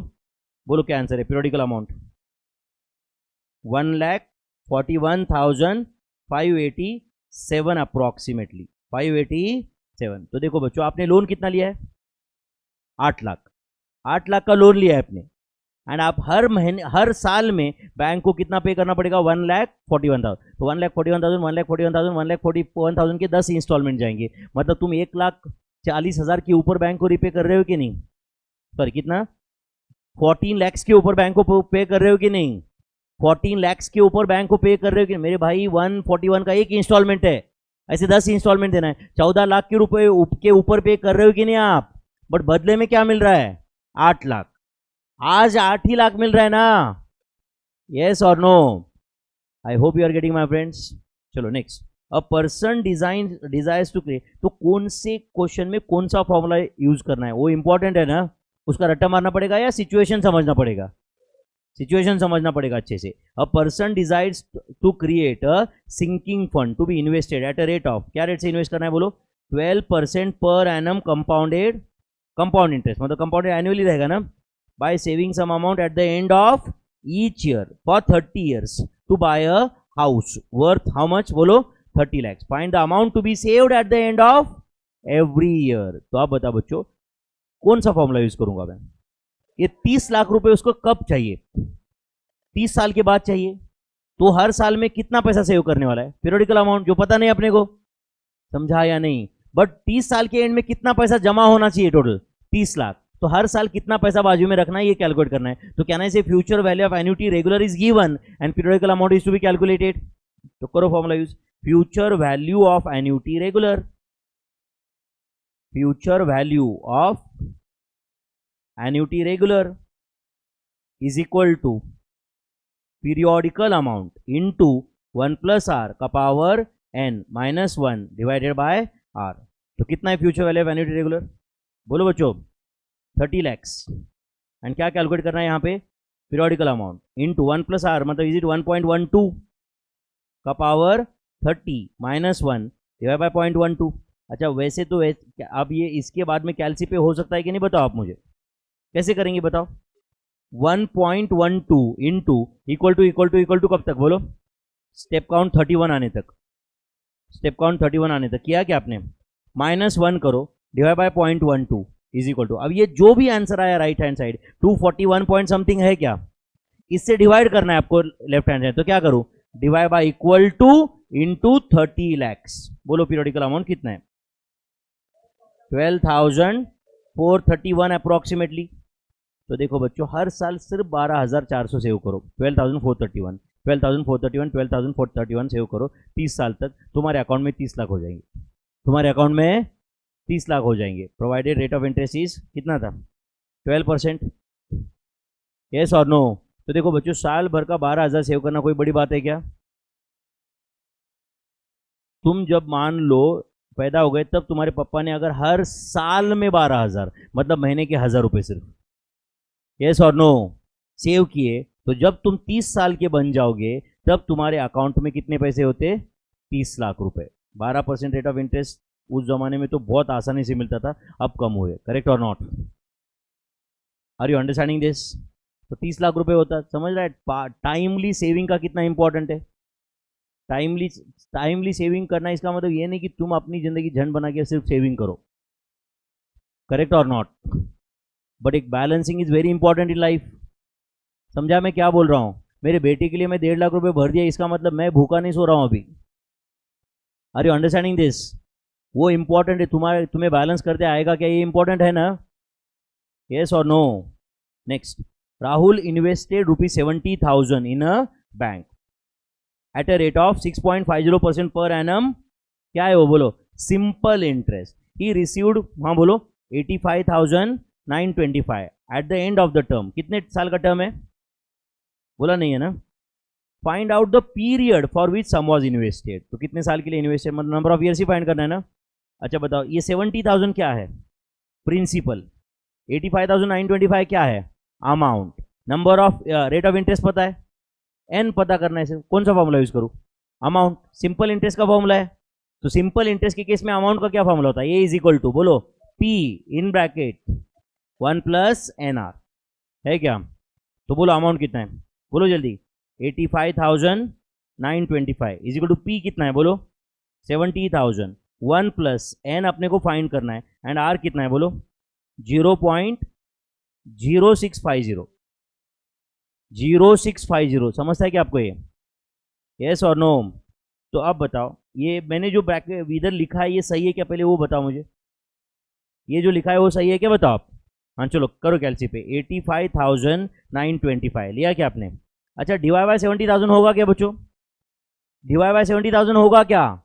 तो ये जो आया ये कौन से क्वेश्चन का आंसर है, 1 प्लस 0.0650 एन का आंसर है। डू यू एग्री, -1 करो, -1 किया क्या आपने, तो ये किसका आंसर है 0.0650 एन। तो डिवाइड बाय 0.0650, तो बोलो आंसर क्या है 3.50। तो एन इजिकल टू कितना है बोलो 3.50 years, N is equal to 3.50 years होगा कि नहीं।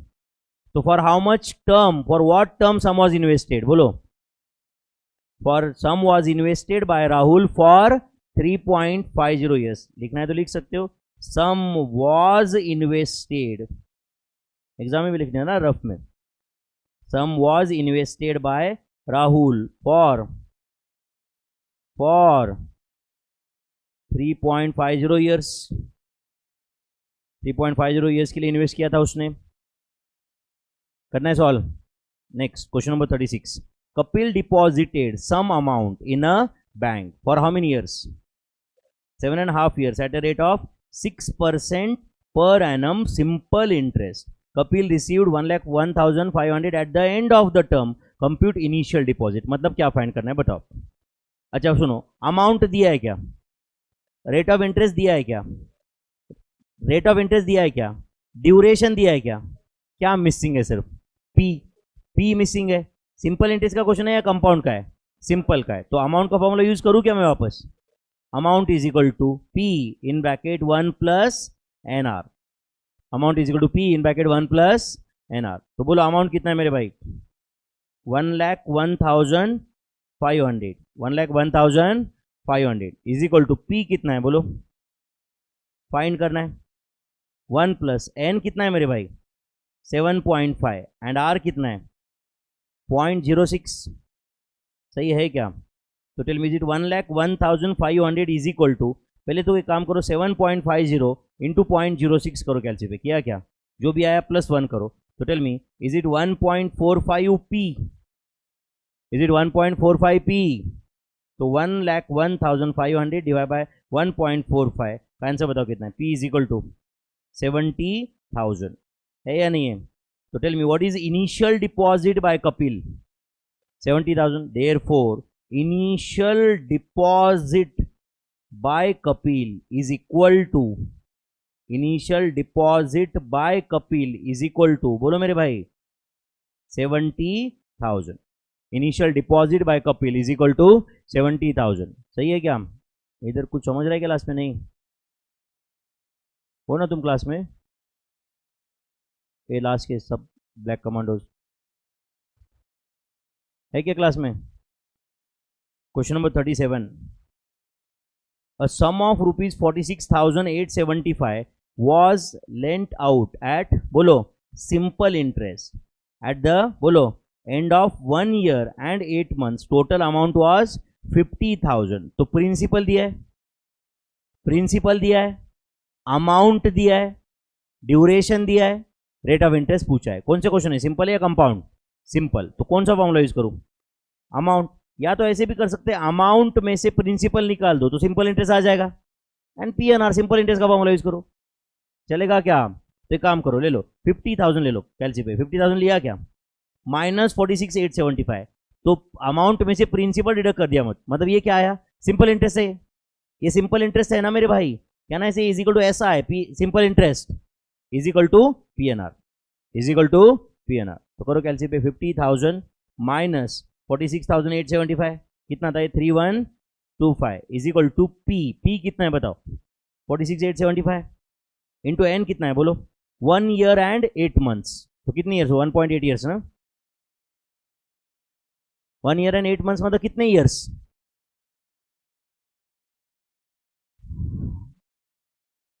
एक काम करो कैलसी पे ले लो 8 ले लो, 8 ले लो कैलसी पे, लिया क्या, डिवाइड बाय 12 करो, तो ये 8 महीने के कितने ईयर्स होते हैं वो आया, +1 करो, एक साल तो है ना ऊपर, कितना था 1.66666 ईयर्स है क्या ये, या दूसरा तरीका, एक साल मतलब 12 महीने, ऊपर के 8 महीने, और 12 और 8 कितने महीने हो गए टोटल 20, तो 20 महीने मतलब कितने साल, 20 डिवाइड बाय 12, 20 डिवाइड बाय 12, 1.66666 इसके बाद कोई डाउट रहा तो कोई 5th या 6th स्टैंडर्ड के बच्चों को पूछ लेना।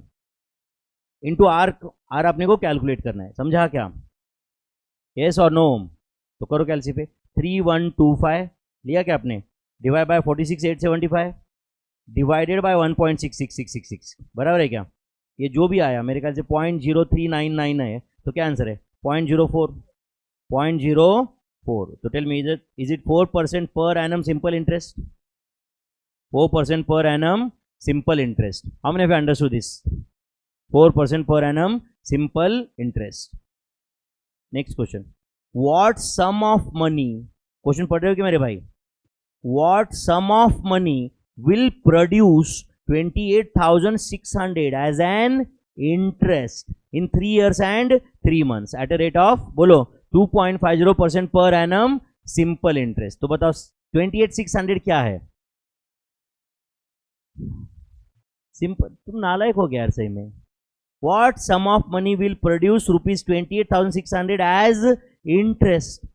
सच्ची में तुम नालायक हो गया यार। 28,600 अमाउंट है, बोले प्रिंसिपल, 28,600 एज एन इंटरेस्ट, समझा या नहीं? तो क्या फॉर्मूला है सिंपल इंटरेस्ट का, बोलो? PNR। सिंपल इंटरेस्ट कितना है? 28,600। आपको व्हाट सम ऑफ मनी पूछा है, मतलब प्रिंसिपल पूछा है ना, इंटू एन कितना है बताओ अभी? 3 years and 3 months, मतलब 3.3 years ना? कितने years? 3.25 years into rate of interest 0.0250 रहेगा क्या? तो 28,600 divide by 3.25 divide by 0.0250, answer is 3,52,000। है क्या आंसर इतना? है क्या नहीं मेरे भाई? तो 3,52,000 अगर इन्वेस्ट किया 3 years and 3 months के लिए eight a rate of 2.5% interest, तो उस पर इंटरेस्ट मिलेगा आपको 28,600। मिलेगा कि नहीं? कैलसी पे ले लो 3,52,000, ये प्रिंसिपल है। हम सिंपल इंटरेस्ट का फॉर्मूला यूज करते हैं PNR। ये 3,52,000 है कि नहीं? इंटू 3.25 करो, इंटू 3.25, ये एन है ना, इंटू 2.5% करो आर, इंटू 2.5%, कितना आया? 28,600। ये सिंपल इंटरेस्ट है कि नहीं? क्या फॉर्मूला यूज किया सिंपल इंटरेस्ट का? PNR। Next question number 39। Sum required to earn monthly interest of 1,200 at 18% per annum simple interest, मतलब कितना पैसा इन्वेस्ट किया तो 1,200 रुपए हर महीने का इंटरेस्ट आएगा। 1,200 रुपए हर महीने का इंटरेस्ट आएगा। तो चलो एक काम करते हैं, सिंपल इंटरेस्ट का फॉर्मूला यूज करते हैं। Simple interest PNR। Simple interest का फॉर्मूला PNR है क्या? तो बताओ, 1,200 रुपए इंटरेस्ट है। कितने पीरियड का 1,200 रुपए इंटरेस्ट है? 1 महीने का। यस और नो? तो P हमें फाइंड करना है। N कितना है बोलो? 1/12। 1 बाय, अरे 1 महीना मेरे भाई, मतलब 1/12 ईयर्स, इंटू R कितना है बोलो? 0.18। तो करो कैलसी पे, 1,200 into 12 divide by 0.18 is equal to 80,000। Whether principal is equal to 80,000, मतलब आपने 80,000 इन्वेस्ट किया तो आपका काम हो जाएगा ना। एक काम करो, कैलसी पे ले लो 80,000। लिया क्या? 80,000 का 18% ले लो, कितना आया? ये 1 साल का इंटरेस्ट है, ये 1 साल का इंटरेस्ट है, डिवाइड बाय 12 करो, 1 महीने का इंटरेस्ट है। एंड देखो बच्चों, ये 1 साल का इंटरेस्ट को डिवाइड बाय 12 करके 1 महीने का इंटरेस्ट, ये सिर्फ सिंपल इंटरेस्ट में होता है, कंपाउंड में नहीं होता है। ऐसे क्यों नहीं होता? ऐसे कंपाउंड में पहले महीने का और दूसरे महीने का इंटरेस्ट सेम रहता ही नहीं, if it is compounded annually. If it is, समझा क्या नहीं आपको? कंपाउंडेड जो भी है, सिंपल कंपाउंड इंटरेस्ट में इवन पहले साल का इंटरेस्ट और अगले 1 साल का इंटरेस्ट भी सेम नहीं होता है ना। अगले 1 साल का ज्यादा इंटरेस्ट होता है कि नहीं? यस और no? Okay next 40th question करना है सॉल्व। डाउट है किसी को? 40th question, compute the compound interest on rupees 40,000 for how many years? 1.5 years at a rate of 10% per annum compounded half yearly. So this is the question on periodical compounding. चलो सब लोग इधर ध्यान दो please. क्या find करना है बच्चों? कंपाउंड इंटरेस्ट फाइंड करना है ना। तो एक काम करता है, पहले मैं अमाउंट फाइंड करता हूँ, चलेगा क्या? बोलो अमाउंट का क्या फॉर्मूला है? P इंटू 1 प्लस R का पावर N। प्लीज प्लीज ध्यान दो, बाद में लिखो। बोलो मुझे प्रिंसिपल कितना है? 40,000 on rupees 40,000 into 1 plus R। तो tell me, is it 1 plus 0.10 divide by 2 होगा क्या? का पावर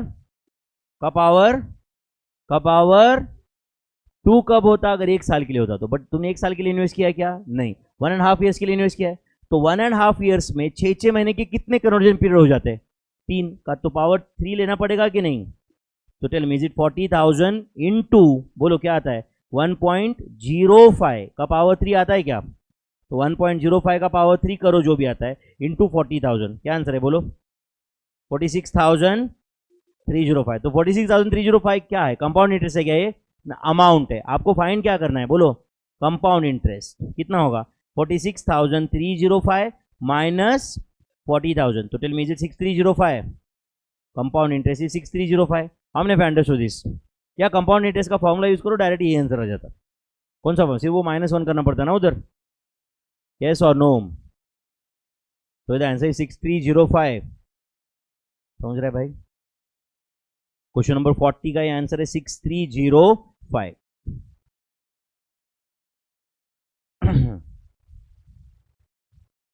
मुझे तो लगता है सब डिप्रेशन ही है तुम्हारे लिए, कोई फायदा ही नहीं है इसका। मैं अपना भी टाइम वेस्ट कर दिया और तुम्हारा भी वेस्ट कर दिया, ऐसा लग रहा है मुझे, ये बुक लिख के भी और ये सॉल्व करके भी। क्या लगता है आपको, है कुछ फायदा? What rate of interest per annum doubles the investment in 7 years at compound interest? 7 साल में इन्वेस्टमेंट को डबल करना है अपने को, तो क्या रेट से इंटरेस्ट मिलना चाहिए? हाँ चलो, कौन सा फॉर्मूला यूज करूँ? अमाउंट इज इक्वल टू, बोलो, P इंटू 1 प्लस आर का पावर n। तो अमाउंट की जगह क्या लिखो? 2P, करेक्ट और not? Is equal to P into 1 plus R का पावर 7। P कैंसिल हुआ क्या? तो टेल मी, 1 प्लस आर का पावर 7 इज इक्वल टू 2 है कि नहीं? ये सॉल्व करके अपने को आर लाना है, तो क्या करना पड़ेगा? दोनों साइड का 7th रूट लेते। तो बताओ 1 प्लस आर का पावर 7 का 7th रूट क्या आएगा? 1 plus R. Right hand side का 7th रूट क्या आएगा बोलो? 2 का पावर 1/7। 2 का पावर, इसका आगे का काम कैल्सी पे होगा क्या? 2 का पावर 1/7 कैल्सी पे कैसे फाइंड करते हैं? 2 ले लो कैल्सी पे, स्क्वायर रूट कितनी बार? 12 times. -1 divide bye 7 plus 1।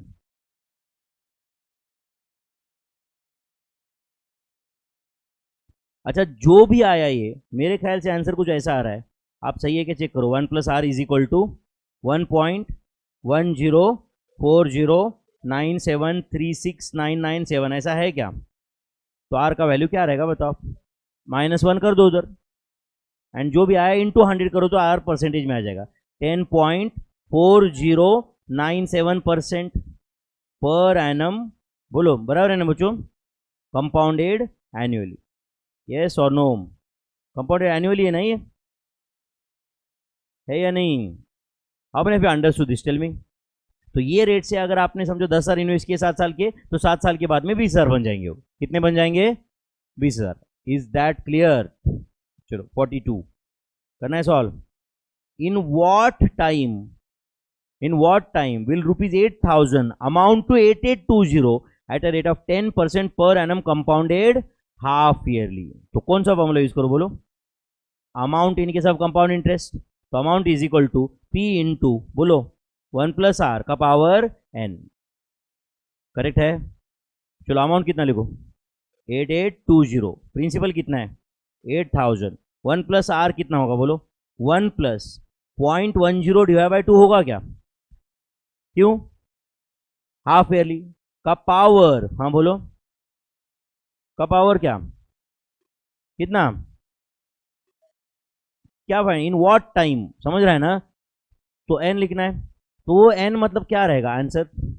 Number of half years आएगा ना, वो नंबर ऑफ हाफ ईयर्स आएगा, यस और नो? तो नंबर ऑफ हाफ ईयर्स 4 आ गए, समझो एन का वैल्यू 4 आया, तो नंबर ऑफ ईयर्स कितने हो जाएंगे? 2। अरे हाफ ईयर के 4 मतलब 2, करेक्ट। और तो अब यहां पे मैं ऐसे कर दूं क्या बच्चों? 2n कर देता हूं, तो n ईयर्स में ही आ जाएगा। फिर नहीं समझा आपको? n ईयर्स में ही हो जाएगा। अच्छा समझो इसका आंसर 2 ईयर्स आने वाला है, तो ये तो 4 हो जाएगा ना। फिर अगर इसका आंसर 3 ईयर्स आने वाला है, तो ये 6 होता कि नहीं? फिर तो मैं 2n लिख दिया, तो मेरा आंसर ही अब ईयर्स में हो गया, यस और नो? अच्छा मुझे बताओ बच्चों, ये क्वेश्चन में एक्चुअली समझो 5 साल दिए होते तो पावर 10 लेते कि नहीं हम लोग? यस और नो? चलो बोलो फिर क्या करें? 8820 डिवाइडेड बाय, बोलो, 8,000, क्या आंसर है? 1.1025 is equal to, tell me, is it 1.05 का पावर 2n है या नहीं? एक काम करो, 1.05 का स्क्वायर करो, कितना था? देखो ये स्क्वायर ही है, नहीं समझा आपको? ये स्क्वायर ही है ना मेरे भाई। तो बताओ इधर left hand side, is it 1.05 का ये स्क्वायर है क्या मेरे भाई? इज इक्वल टू ये 1.05 का पावर 2n है। तो शायद आपको समझा होगा, ये देखिए, तो 2n इज इक्वल टू कितना है बोलो? 2। तो n इज इक्वल टू कितना है? 1। देयरफॉर कितने साल के लिए पैसा इन्वेस्ट किया बोलो? 1 ईयर। n ईयर है ना मेरे भाई। अच्छा, आपने वहां पे 2n नहीं लिया होता और सिर्फ n लिया होता तो क्या आता? आंसर 2 आता। मतलब 6 महीने के 2 पीरियड, मतलब 1 साल ना? यस और नो? तो कितने पीरियड के लिए पैसा इन्वेस्ट किया है बोलो? 1 ईयर। Is that clear? अच्छा, हम क्रॉस चेक करते हैं अपना आंसर करेक्ट है क्या। कैलसी पे 8000 ले लो, लिया क्या आपने? मुझे बताओ रेट ऑफ इंटरेस्ट कितना है बच्चों? 10% per annum compounded half yearly. तो 6 महीने के बाद इंटरेस्ट कितना मिलने वाला है? 5%। तो 8000 लिया क्या कैलसी पे आपने? प्लस 5% करो, तो ये 6 महीने के बाद का अमाउंट है। प्लस 5% किया था क्या आपने? अब और एक बार करो प्लस 5%, तो ये 1 साल के बाद का अमाउंट है। कितना है? 8820। 1 साल के बाद का अमाउंट है ये 8820। करेक्ट है। नेक्स्ट क्वेश्चन नंबर 43 करना है क्या solve? A certain sum invested at बोलो 4% per annum compounded semi annually amounts to बोलो 78030 at the end of 1 year. A certain sum invested at बोलो 4% per annum compounded semi annually amounts to कितना है बोलो? 78030 at the end of 1 year. Find the sum. तो कौन सा formula use करो बोलो? अमाउंट का। तो बोलो amount is equal to P into 1 plus R का पावर n। तो अमाउंट कितना है? 78030। क्या फाइंड करना है अपने को? P। 1 प्लस आर की जगह क्या लिखो बोलो? 0.04 डिवाइडेड बाय 2। यस और नो? एंड पावर कितना लो बोलो? 2। क्यों? 1 ईयर में 2 कन्वर्जन पीरियड। करेक्ट है। तो 78030 is equal to P into 1.02 का स्क्वायर। सही है क्या? तो 1.08 का स्क्वायर करो, जो भी आया कितना आया ये बोलो? कितना आया बोलो बच्चों? 78030 is equal to P into 1.0404 है क्या? तो 78030 डिवाइड बाय 1.0404 आंसर इज 75,000। तो कितना पैसा इन्वेस्ट किया है आपने बोलो? कितना पैसा इन्वेस्ट किया है? 75,000। यानी 1 साल के बाद में वो कितना बन रहा है? 78030। रेट ऑफ इंटरेस्ट क्या था? 4% per annum compounded semi annually. 4% per annum compounded. 2 second में क्रॉस चेक हो सकता है। कैलसी पे ले लो 75,000। लिया क्या आपने? अच्छा, अब मुझे बताओ 4% पर एनम कंपाउंडेड एनुअली है, मतलब हर 6 महीने में कितना इंटरेस्ट मिलता है? 2%। तो 75,000 है कैलसी पे, प्लस 2% करो, तो ये 6 महीने के बाद का अमाउंट है। प्लस 2% करो, 1 साल के बाद का अमाउंट है। देखो मैच होता है क्या? मैं ये क्यों बता रहा हूँ? आप तो ऑप्शन से सॉल्व कर सकते थे ना, यहाँ पे मेरे सामने ऑप्शन नहीं है, इसलिए मैं ये कर रहा हूँ। यस और नो? कंसेप्ट पता हो तो और भी तरीका इजी मिलता है, बट मुझे आपको बहुत ज़्यादा इसमें नहीं करना है यहाँ पे, समझ रहा है कि नहीं? क्योंकि आपको लगता नहीं सर डायरेक्ट शॉर्टकट सिखाओ। शॉर्टकट डायरेक्ट नहीं होते मेरे भाई। शॉर्टकट वही बना सकता है जो समझाए। यस और नो? डायरेक्ट शॉर्टकट का ऐसा कुछ होता नहीं है। Okay. Population of a town increases, हाँ बोलो, एवरी ईयर बाय 2%। हर साल 2% से बढ़ता है। Number of years by which, हाँ बोलो, टोटल इंक्रीज इन पॉपुलेशन भी 40%। मतलब अगर 100 लोगों का पॉपुलेशन है तो 40% से बड़ा मतलब 140 तक जाना चाहिए ना। तो कितने साल में 140 तक जाएगा ये पूछा है। चलेगा क्या? ध्यान दो बच्चों प्लीज, मैं सॉल्व करता हूँ। पहले ध्यान दे रहे हो क्या यहाँ पे? ओके। तो अब बताओ, पॉपुलेशन 2% से बढ़ता है, तो समझो अभी पॉपुलेशन 100 लोग है, तो अगले साल कितना होगा? 102। तो 100 का 2% बढ़ा, उसके अगले साल 102 का 2% बढ़ेगा या 100 का ही? 102 का। तो it is like compound interest. It is like compound interest ना। तो बोलो amount is equal to P into 1 plus R का पावर n। समझा या नहीं? मतलब हमारा ओरिजिनल पॉपुलेशन P है, नया वाला पॉपुलेशन ये रहेगा। यस और नो? तो बोलो अमाउंट कितना चाहिए आपको बोलो? 1.40 P चाहिए। नहीं समझा आपको? अरे 40% से पॉपुलेशन ज्यादा चाहिए ना आपको। तो अगर पहले पॉपुलेशन P था तो 40% ज्यादा मतलब 1.40 P होगा कि नहीं? Is equal to P into बोलो क्या रहेगा ये? 1 प्लस 0.02 का power n. Tell me whether p cancel हुआ क्या? तो tell me is it 1.40 is equal to, बोलो जल्दी, 1.02 का पावर n. कुछ जा रहा है क्या दिमाग में? अच्छा, अब या तो ऑप्शन से सॉल्व करो या तो लॉग से सॉल्व करो, समझ रहा है? चलो हम लॉग से करते हैं यहाँ पे. अब बताओ, अगर मैंने लॉग लिया तो लेफ्ट हैंड साइड क्या होगा? बोलो लॉग ऑफ, बोलो जल्दी, 1.40 इज इक्वल टू, बोलो, n log 1.02. Do you agree my friends? Yes और नो? तो 1.40 का लॉग बताओ मुझे. 1.4 बता पाओगे क्या?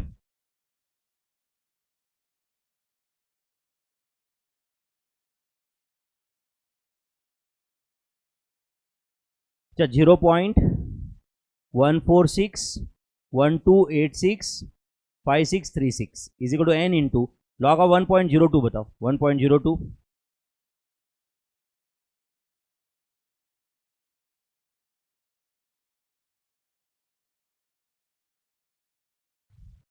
0.008600005586 divided by equal to into 0.14612865636. तो मेरे ख्याल से आंसर कुछ यहाँ पे तो आ रहा है 16.9915 ऐसे दिख रहा है या नहीं बच्चों? 16 पॉइंट, तो it is very close to, बोलो, 17 ईयर्स. तो कौन से ऑप्शन को टिक करना चाहिए? सी. अच्छा, ये इतना जो मैंने किया वो कंपलसरी था क्या ये सब करना? आप क्या कर सकते थे बताओ? 1.02 का पावर तुम एक्चुअली 17 करके देखो, आंसर मैच होगा. करो 1.02 का पावर 17 कितना आता है बताओ? 1.02 into equal to step count 18 आने तक करो. देखो 1.400 है. 1.400 है या नहीं है? मतलब 40% से पॉपुलेशन बढ़ रहा है कि नहीं? कितने साल में? 17 ईयर्स में. कितने साल में? 17 ईयर्स में. नहीं समझा नारायण को? हाँ, 17 ईयर्स आंसर है. कुछ लोग सोचते पॉपुलेशन का और इंटरेस्ट का क्या संबंध. कुछ लोगों का डाउट ये रहेगा, कसं कशासाठी हे सगळं है ना. Okay. Difference between simple interest and compound interest on a certain sum of money invested for how many years? 3 years at a rate of 6% per annum is how much? 110.16. the principal is. अच्छा, compound interest और simple interest का difference दिया है, तो मुझे बताओ compound interest का क्या फॉर्मूला होता है? P इंटू, बोलो, 1 प्लस आर का पावर n माइनस 1, ये कंपाउंड इंटरेस्ट है, माइनस पी एन आर, ये सिंपल इंटरेस्ट है. कैन आई से दिस इज इक्वल टू 110.16? आप लोग नहीं सर, सिंपल से कंपाउंड डिडक्ट करो, कंपाउंड ज़्यादा रहेगा ना, तो ज़्यादा में से कम डिडक्ट किया, डिफरेंस इज 110.16. ये सॉल्व करके अपने को पी लाना है. यस और नो? पी कॉमन ले लेते, ठीक है, पी कॉमन लिया तो क्या रहेगा, बोलो ब्रैकेट में, 1 प्लस आर का पावर एन माइनस 1, ये एक ब्रैकेट में बराबर है ना, minus n R, minus n R. तो यहाँ पे ब्रैकेट नहीं डाला तो भी चलता है, माइनस ही है ना, वैसे भी चलता है क्या, इज इक्वल टू 110.16. तो P common as it is है. 1 प्लस आर कितना है बताओ? रेट ऑफ इंटरेस्ट कितना है? 6% ना. तो इज इट 1.06 का पावर 3 माइनस 1 माइनस एन कितना है? 3 into 0.06 is it equal to 110.16. तो टेल मी पी इंटू, हाँ करो कैलसी पे, 1.06 का क्यूब बताओ पहले कितना है? 1.191016 ऐसा कुछ है क्या? माइनस 1 माइनस 0.18 है उनका प्रोडक्ट, है या नहीं? तो मेरे ख्याल से ये आंसर है P इंटू, हाँ बोलो, 0.011016 इज इक्वल टू 110.16. तो 110.16 बराबर है ना बच्चों? 110.16 divided by 0.011016, answer is 10,000. The principal is 10,000. तो कितना पैसा इन्वेस्ट किया था आपने, बोलो? 10,000. नहीं समझा भाई? कंपाउंड इंटरेस्ट का और सिंपल इंटरेस्ट का फॉर्मूला यूज किया यार.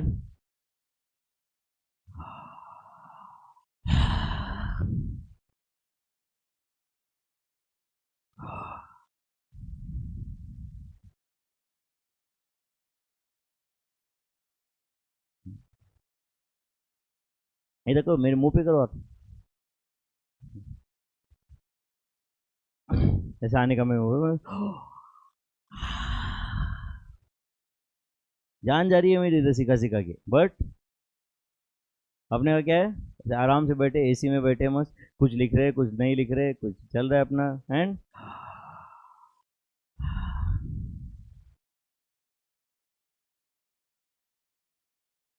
कितना सुख कितना है देखो ना, मतलब है कि नहीं। एंड कौन तरस रहा है, जो सीए है 18 साल पहले हुआ है, एंड कौन फुर्सत में बैठा है, फाउंडेशन का बच्चा जो 18 साल का है।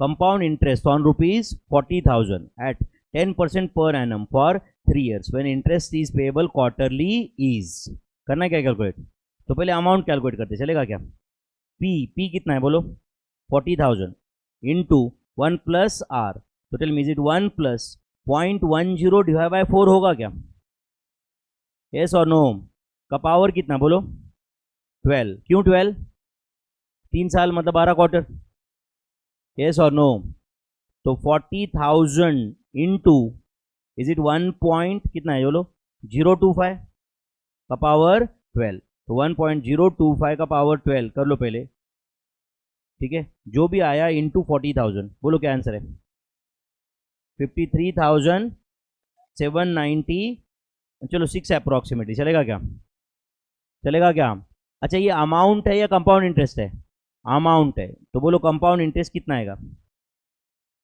कंपाउंड इंटरेस्ट कितना रहेगा मेरे भाई 53,796 minus 40,000, answer is 13,796, 13,796 is the compound interest, या डायरेक्ट कंपाउंड इंटरेस्ट का फॉर्मूला यूज करते तो चलता क्या, ये सिर्फ उधर ऊपर -1 करना पड़ता तो आंसर डायरेक्टली भी आ जाता था, is that clear, how many of you understood this, tell me honestly, समझा बेटा, नींद आ रही है, नहीं, फिर ये किसका सिंबल है, इसे क्या बोलते हैं जनरली, इसको नींद आ रही है बोलते हैं या कुछ फ्रेश लग रहा है ऐसे होता है क्या, हाँ क्या फ्रेशनेस का सिंबल है क्या, हाँ बेटा, no comments, okay, use calculator and find answers, करो भाई फटाफट अभी, यूज के, थोड़ा टफ क्वेश्चन है ये, 1.0135 इंटू इक्वल टू 29 आने तक ना, 1.45567721669 है क्या ये, 1.20635 इंटू इक्वल टू, नहीं तो क्या मैं जो लिख रहा हूँ वो देख के लिखो ना, उसमें क्या है, मैं मस्त प्रैक्टिस कर रहा हूँ अपनी, ज़रूरत है मुझे, whether answer is 8141.78763281, next 1.10935 into equal to कब तक, स्टेप काउंट 73 आने तक,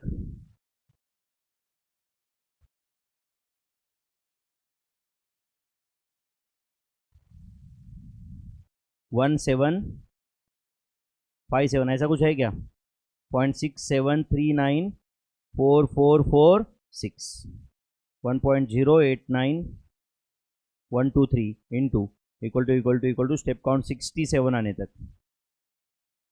गलत है क्या बेटा कुछ, वो तो बोलो हाँ मुझे, there is every possibility of a mistake from my side also, तुम्हारे सामने तो है ही है, 279.947986,975 ऐसा कुछ है क्या, ये एक बार आंसर चेक कर लेना आपने, जस्ट तुम्हारा कैलकुलेशन कंफर्ट के लिए दिया है मैंने, हाँ बेटा आ गया क्या,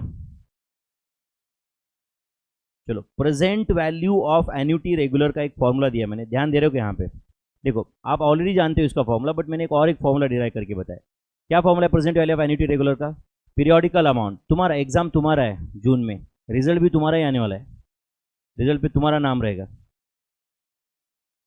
बैठने का ही तरीका इरिटेटिंग है लड़कियों का तो, इरिटेशन है, मतलब देखा मतलब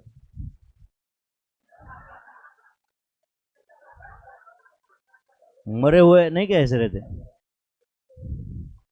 है कि नहीं? मतलब ऐसा ऐसा हाथ लगाना तो कंधा नीचे गिर जाएगा ऐसे। ऐसे स्ट्रेट नहीं बैठ सकते कैसे? ये क्या मतलब इरिटेटिंग तरीका ऐसे, देखो मतलब ऐसे अभी कोई भी इंसान कैसे बैठेगा? अच्छा समझो मैं चेयर लेके बैठा हूँ यहाँ पे, हाँ कैसे बैठूंगा यहाँ पे? ऐसे स्ट्रेट बैठेगा ना ऐसे इंसान, ऐसे बैठेगा कि नहीं? हाँ तो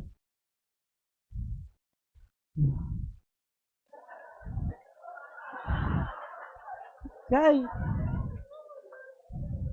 स्ट्रेट नहीं बैठ सकते यार। और फिर लाचार नजर नहीं देते, लाचार मतलब ऐसे एकदम जो हेल्पलेस नजर।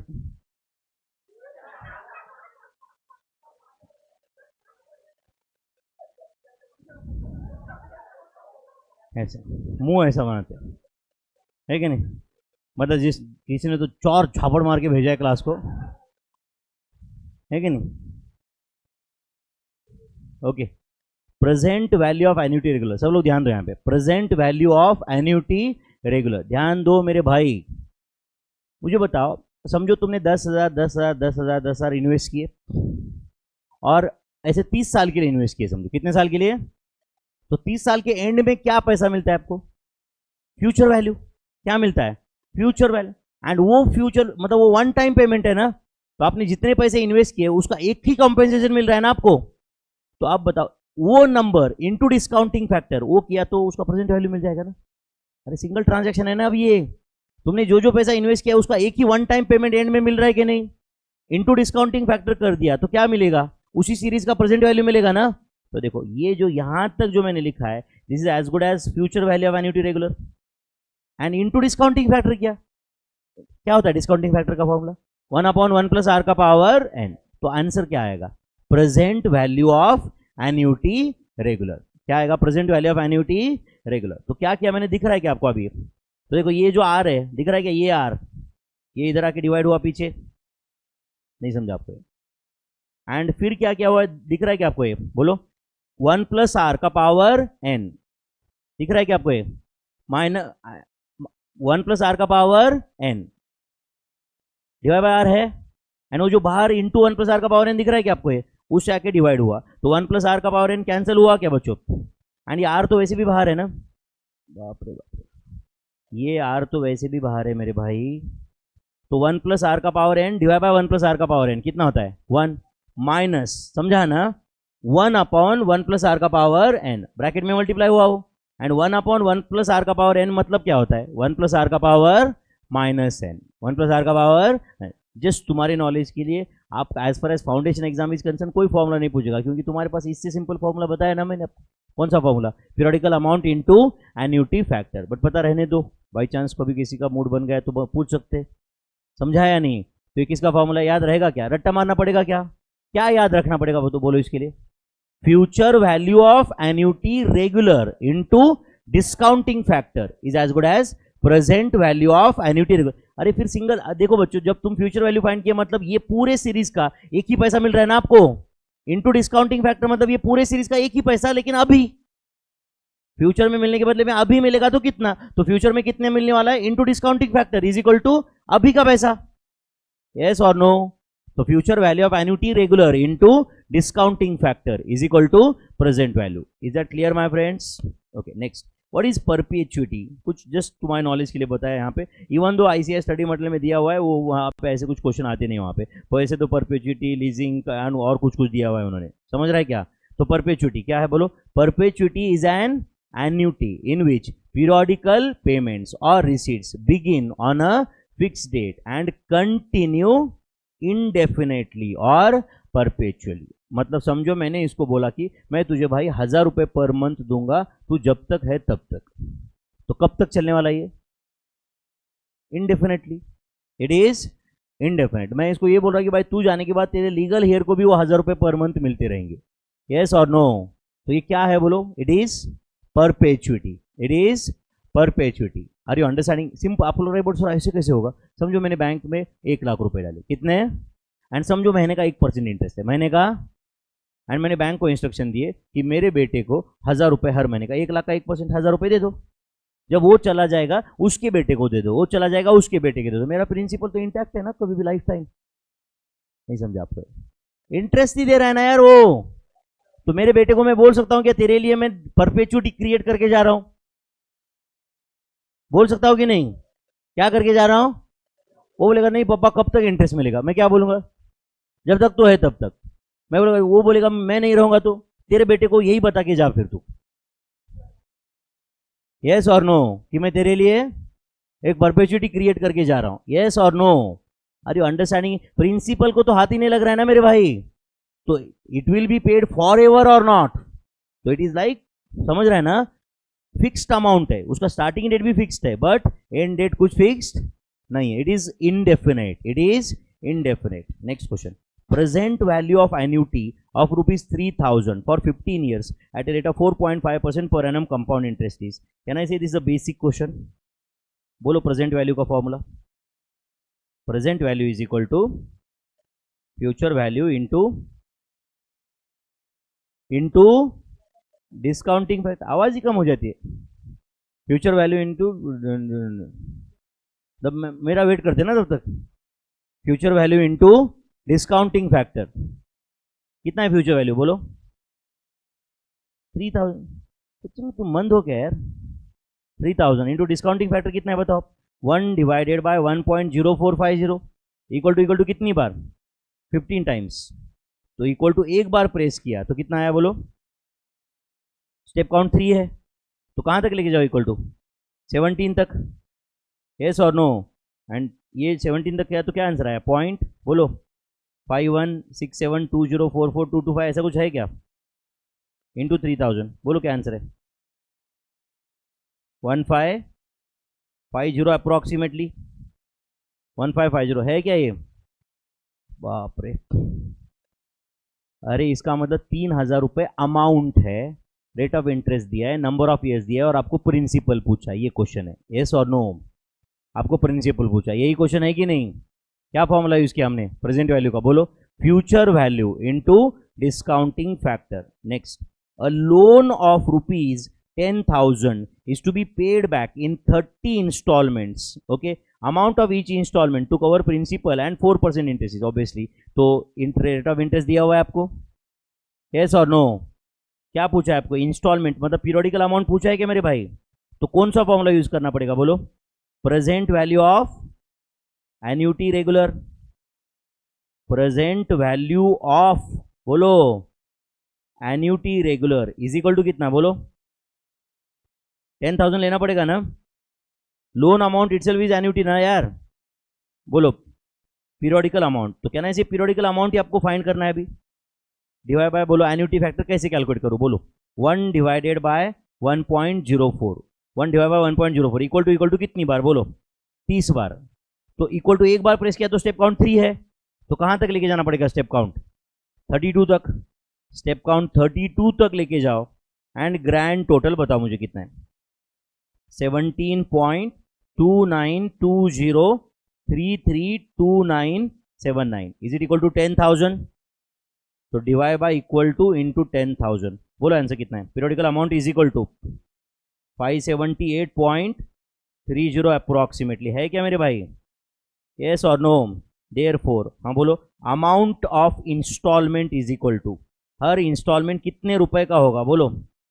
Amount of installment is equal to 578.30। Amount of installment is equal to 578.30। Is that clear my friends? हर इंस्टॉलमेंट 578.30 का है। आप लिखते तो कि हो क्या यार properly? Okay, next question number 52 करना है क्या सॉल्व? बोलो क्या क्वेश्चन है? अ पर्सन इन्वेस्ट रुपीज 500, पढ़ रहे हो क्या भाई? Eight the end of each year at a rate of 10% per annum. Exam में भी ना बच्चों एक क्वेश्चन होने के बाद इधर उधर देखने के लिए टाइम नहीं है, समझा है कि नहीं? सांस लेने को थोड़ा बहुत टाइम है, वो छोड़ के और किसी चीज के लिए टाइम नहीं है। 2 घंटे में 100 क्वेश्चन सॉल्व करने के लिए दम लगता है, समझ है कि नहीं? Okay, a person invest rupees 500 at the end of बोलो each year at a rate of how much बोलो? 10% per annum. The amount standing to his credit, amount standing to his credit 1 year after he has made his yearly investment of 12. तो 12 साल invest किया उसने and 12वें साल के बाद में पैसा निकाला क्या? नहीं. कब निकाला? उसके 1 साल बाद. तो आप लोग रहे नहीं सर फिर मतलब 13 साल इन्वेस्ट किया. ऐसा नहीं है. 13 साल में इन्वेस्ट नहीं किया ना कुछ भी. समझा या नहीं? सिर्फ जो पैसा 12 साल के बाद में निकल सकता था वो निकाला नहीं. तो एक काम करेंगे, पहले क्या फाइंड करेंगे बोलो? फ्यूचर वैल्यू फाइंड करेंगे. कब? Till the end of 12th year. Till the end of 12th year. तो लिखो future value at the end of how many years? At the end of how many years? 12 years. 12 साल के end में कितना पैसा मिलेगा? फॉर्मूला याद है क्या आपको? क्या फॉर्मूला है बोलो? Periodical amount. चलो लिखते एक बार फॉर्मूला. पीरियोडिकल अमाउंट इनटू, लिख रहे हो क्या मेरे साथ फॉर्मूला? 1 + r का power n minus 1 divided by r. चलो बोलो पीरियोडिकल अमाउंट कितना है? पीरियोडिकल अमाउंट कितना है? 500. रेट ऑफ इंटरेस्ट कितना है? कितना? तो इज इट 1.10 का पावर 12 माइनस 1 डिवाइड बाय 0.10. सही है क्या मेरे भाई? तो 1.10 का पावर 12 कर लो आप. किया क्या? माइनस 1 डिवाइड बाय 0.10 जो भी आया into 500. Tell me the answer is 10,692.18836. ऐसा है क्या? अच्छा बताओ 12 साल के बाद में इतना पैसा मिलेगा ना बच्चों. तो amount standing to credit after बोलो 13 ईयर्स. तो बताओ बच्चों 12 साल के बाद में तुम्हारे पास कितना पैसा है? 10,692.141836 है क्या? अब बताओ बच्चों उसमें और 1 साल का इंटरेस्ट मिलेगा ना. तो क्या करोगे? इनटू बोलो 1.10 या सीधा सीधा प्लस 10% करो तो भी आंसर आ जाएगा. यस और नो? इंटू 1.10. तो क्या आंसर है बोलो? 11,761. 11,761 है क्या? है क्या ऑप्शन में 11,761? कौन सा ऑप्शन? ऑप्शन ए को टिक कर दो आप. जहाँ पे ऑप्शन दिए वहाँ पे टिक कर देना. 11,761 है क्या मेरे भाई?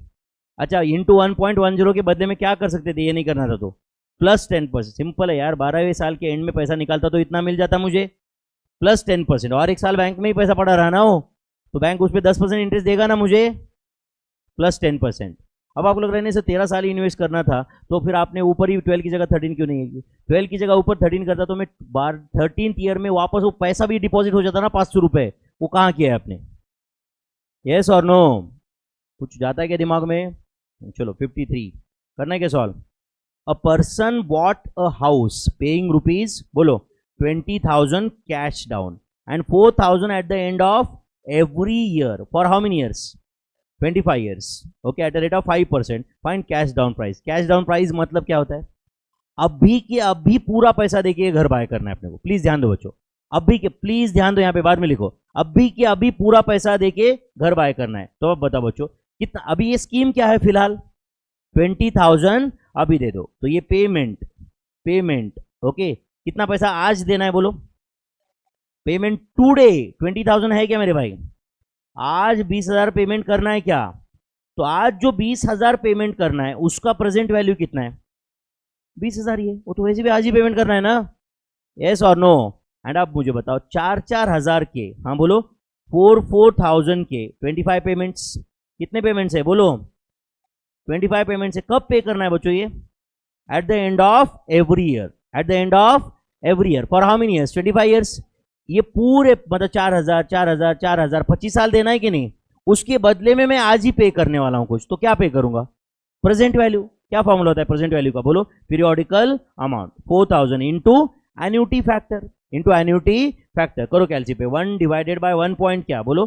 0.5 इक्वल टू. एक बार प्रेस किया तो स्टेप काउंट 3 है और आपको कितनी बार प्रेस करना है? 25 टाइम्स. तो स्टेप काउंट 27 तक लेके जाओ. 27 तक लेके गए क्या आप लोग? एंड ग्रैंड टोटल बताओ.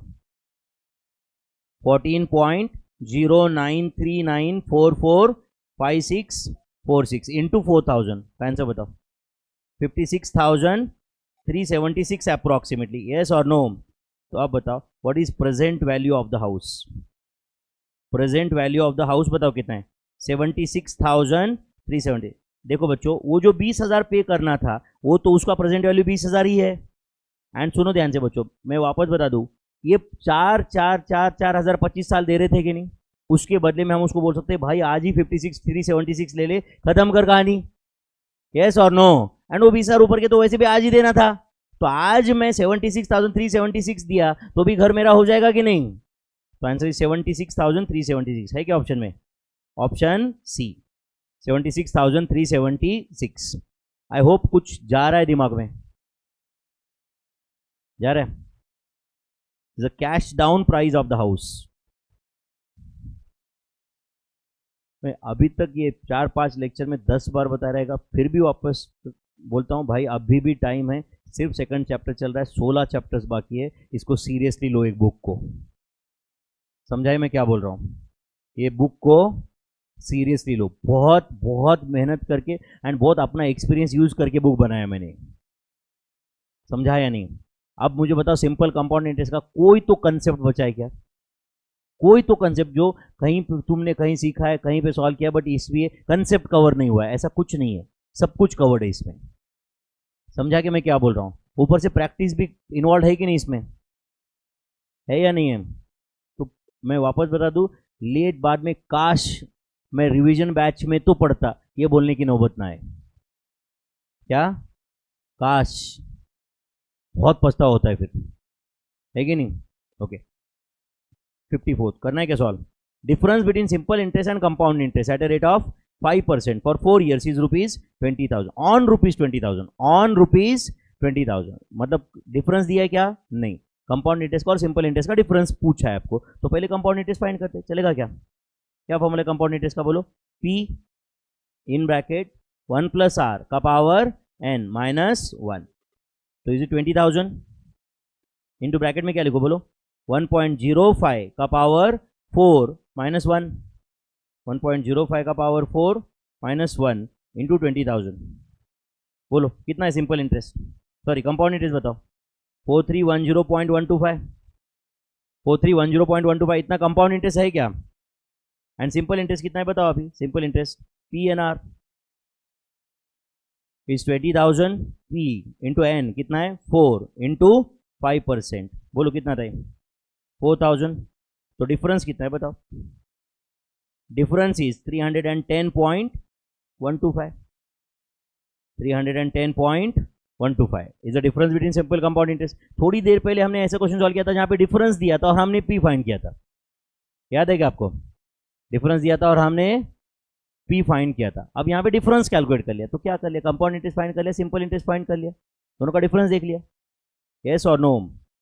Next question, compound interest on half yearly rests, compound interest on बोलो half yearly rest on ₹10,000 if rate of, हाँ बोलो, interest for first and second year being 6%, third year being 9% is compound interest. सब लोग please ध्यान दो बच्चे, please ध्यान दोगे क्या भाई? अब बताओ प्रिंसिपल कितना है, बोलो प्रिंसिपल, प्रिंसिपल बताओ ना बच्चों? 10,000। ओके मुझे बताओ first year and second year के लिए रेट ऑफ इंटरेस्ट कितना है? 6%, बट कंपाउंडेड हाफ ईयरली है, मतलब हर 6 महीने में कितना इंटरेस्ट मिलेगा? 3%, तो इंटू 1.03 होगा, बराबर है कि नहीं? कितने साल? 2 साल, मतलब हाफ ईयर के कितने कन्वर्जन पीरियड? 4। तो कहना है ये इसका जो भी आंसर आएगा, this is the amount receivable eight the end of 2 years। ये थर्ड ईयर का ओपनिंग बैलेंस है, ये थर्ड ईयर का ओपनिंग बैलेंस है, और 1 साल पैसा इन्वेस्टेड रहने वाला है, तो थर्ड ईयर का रेट ऑफ इंटरेस्ट कितना है? 9%, बट कंपाउंडेड हाफ ईयरली, तो हाफ ईयरली इंटरेस्ट कितना रहता है? 4.5%, तो 1 + 0.045, यस और नो? इनटू क्या होगा, पावर क्या होगा इसका? 2, क्यों? 1 साल में 2 कन्वर्जन पीरियड। अच्छा ये जो आंसर आएगा ये अमाउंट रहेगा या कंपाउंड इंटरेस्ट रहेगा? अमाउंट, अमाउंट रहेगा या क्या रहेगा? ये मेरे भाई P इंटू 1 + R का पावर n फॉर्मूला यूज कर रहे भाई, अमाउंट रहेगा ना। एंड ये जो भी आएगा इसमें से 10,000 डिडक्ट किया तो क्या आएगा? इंटरेस्ट आएगा। तो करो कैलसी पे, 1.03 का पावर 4 करने आएगा क्या? पहले ये जो भी आएगा इंटू 10,000 इंटू 1.045 इंटू 1.045, तो आंसर है ये कुछ 12,290.83, ऐसा है क्या ये? Therefore compound interest is equal to, बोलो 12,290.83 minus 10,000. आंसर 2291 अप्रोक्सीमेटली 2290.83 को 2291 कर दिया मैंने, चलेगा क्या? बाप रे, 2290.83 इंटरेस्ट है क्या? अमाउंट में से प्रिंसिपल डिडक्ट कर दिया तो इंटरेस्ट आया। अच्छा, वो 1.03 का पावर 4 क्या था, समझा क्या? 6% पर एनम कंपाउंडेड सेमी एनुअली, तो 6 का हाफ 3%, 1 प्लस आर 1.03 होगा कि नहीं? पावर 4 क्यों किया? 2 साल में 4 कन्वर्जन पीरियड है, तो अब ये पहले ब्रैकेट का जो आंसर आएगा वो 2 साल के बाद का अमाउंट है, मतलब थर्ड ईयर के लिए ओपनिंग बैलेंस है कि नहीं हो, और 1 साल का इंटरेस्ट ऐड कर दिया, मतलब इनटू कर दिया मैंने, समझा क्या? तो it is 2291. Getting this is the compound interest. Next, Vinod borrows rupees 6 lakhs housing loan at a rate of 6%, repayable in 20 annual equal installments. 20 bolo annual equal installments commencing at the end of first year. How much annual payment is necessary? मतलब installment amount पूछा है, तो ये जो loan amount है 6 lakhs, इसको मैं क्या लूँ बोलो? Present value of annuity regular, तो write down present value of annuity regular 6 lakhs लिखो क्या बच्चों? Is equal to periodical amount मतलब इंस्टॉलमेंट अमाउंट ना, इनटू एन्यूटी फैक्टर, तो 6 lakhs is equal to periodical amount अपने को फाइंड करना है। बोलो एन्यूटी फैक्टर कैसे फाइंड करूं? 1 डिवाइडेड बाय 1.06, 1 डिवाइड बाय 1.06 है कि नहीं, इक्वल टू एक बार प्रेस किया, स्टेप काउंट 3 है, अपने को कितनी बार प्रेस करना है? 20, तो कहां तक लेके जाऊं स्टेप काउंट? 22 तक लेके जाऊं step count, and grand total बताओ, बोलो कितना है? 11.4699212174, तो divide by equal to into 6 lakhs. Answer periodical amount is equal to 52,311 approximately. तो हर साल में मुझे कितना रीपे करना पड़ेगा बैंक को? 52,311, इतना पे करना पड़ेगा कि नहीं? As an installment, as an installment मुझे 52,311 पे करना पड़ेगा। 52 बोलो 311 इतना पे करना पड़ेगा। Getting this. Next 57, Raja aged 40 years, Raja का एज क्या है आज? 40 years. Wishes his wife Rani to have 40 lakhs at his death if expectation of life is another 30 years. Raja को लगता है कि और वो 30 साल जिएगा, ऐसा लगता है उसको, and he starts making equal annual investments commencing now at bolo 3% compound interest per annum. How much should he invest annually? How much should he invest annually? हाँ बोलो क्या करेंगे? फ्यूचर वैल्यू लेंगे, कितना फ्यूचर वैल्यू लेंगे? 40 lakhs. 40 lakhs is equal to periodical amount अपने को find करना है ना, इनटू 1 प्लस आर, कितना है 1 प्लस आर? 1.03 का पावर कितना? 30 माइनस 1 डिवाइड बाय 0.03, सही है क्या मेरे भाई? तो करो 1.03 इंटू इक्वल टू कब तक? स्टेप काउंट 31 आने तक, माइनस 1 डिवाइड बाय 0.03, ये जो भी आया divide by equal to into 40 lakhs. बोलो answer. Periodical amount is equal to 84077, ऐसा कुछ तो है क्या ऑप्शन में? कौन सा ऑप्शन लेंगे फिर? बोलो 84077 है, नहीं ऑप्शन में नन ऑफ दिस, क्या 84080 ले लेते, 2-3 रुपए का डिफरेंस है बस, चल सकता है ना ये? 84077 हम ले रहे 84080. Is that clear? नहीं समझा भाई? कुछ गया दिमाग में? हमने फ्यूचर वैल्यू का फॉर्मूला यूज करके पीरियोडिकल अमाउंट फाइंड किया, आई होप कुछ गया है दिमाग में आपके। नेक्स्ट क्वेश्चन नंबर 58 करना है क्या सॉल्व?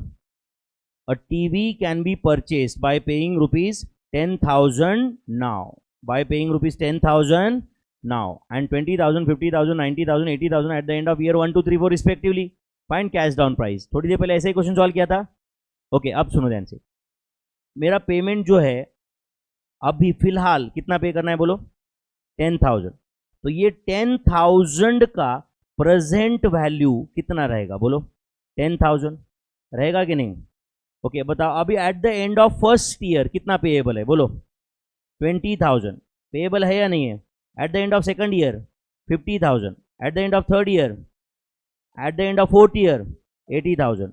सही है या नहीं है? सही है या नहीं?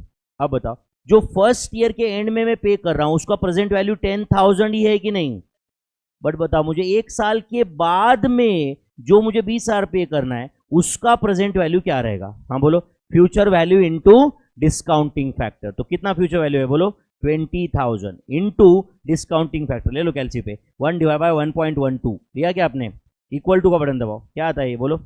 0.892857 ऐसा कुछ है क्या? इंटू 20,000 करो, approximately answer is 17,857। Do you agree? तो एक साल के बाद में 20,000 देना मतलब आज 17,857 देने के बराबर है या नहीं है? Okay, 1 divided by 1.12 equal to 2 बार। तो टेल मी 50,000 इंटू कितना ये बोलो? 0.7971938 ऐसा कुछ है क्या? इंटू 50,000 आंसर इज 39,860 कर देता अप्रोक्सीमेटली। यस और नो? तो 2 साल के एंड में 50,000 देना मतलब आज 39,860 देने के बराबर है कि नहीं? 1 डिवाइड बाय 1.12 इक्वल टू 3 बार। तो इट इज 90,000 इंटू बोलो 0.711780 ऐसा कुछ है क्या? इंटू 90,000, हाँ बोलो कितना आता है? 64060 है या नहीं है? 64060 एंड 1 डिवाइड बाय 1.12 1 2 3 4। तो इट इज 80,000 इंटू 0.6355,180 ऐसा कुछ है क्या? इंटू 80,000 आंसर इज बोलो 50,841। तो करो अब लास्ट कॉलम का टोटल करो। Can I say that is answer? इतना कैश डाउन प्राइस होगा कि नहीं? टीवी या फ्रिज जो भी परचेस हो रहा है 10,000 plus 17,857 plus 39,860 plus 64060 plus last में 50 है ना, 50,841। क्या आंसर आ रहा है? 1,82,618।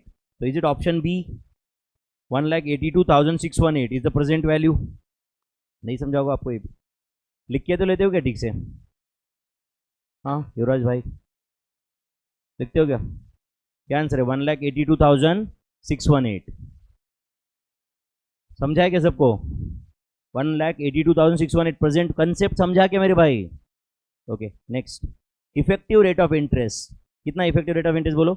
21 point, effective rate of 21.94% is equal to dash percent per annum compounded monthly. तो इफेक्टिव रेट 21.94 है, यस और नो? और आपको फाइंड क्या करना है बोलो? नॉमिनल रेट फाइंड करना है। तो बोलो क्या फॉर्मूला यूज करूं? इफेक्टिव रेट, कितना effective rate? Is it 0.2194? Yes और नो?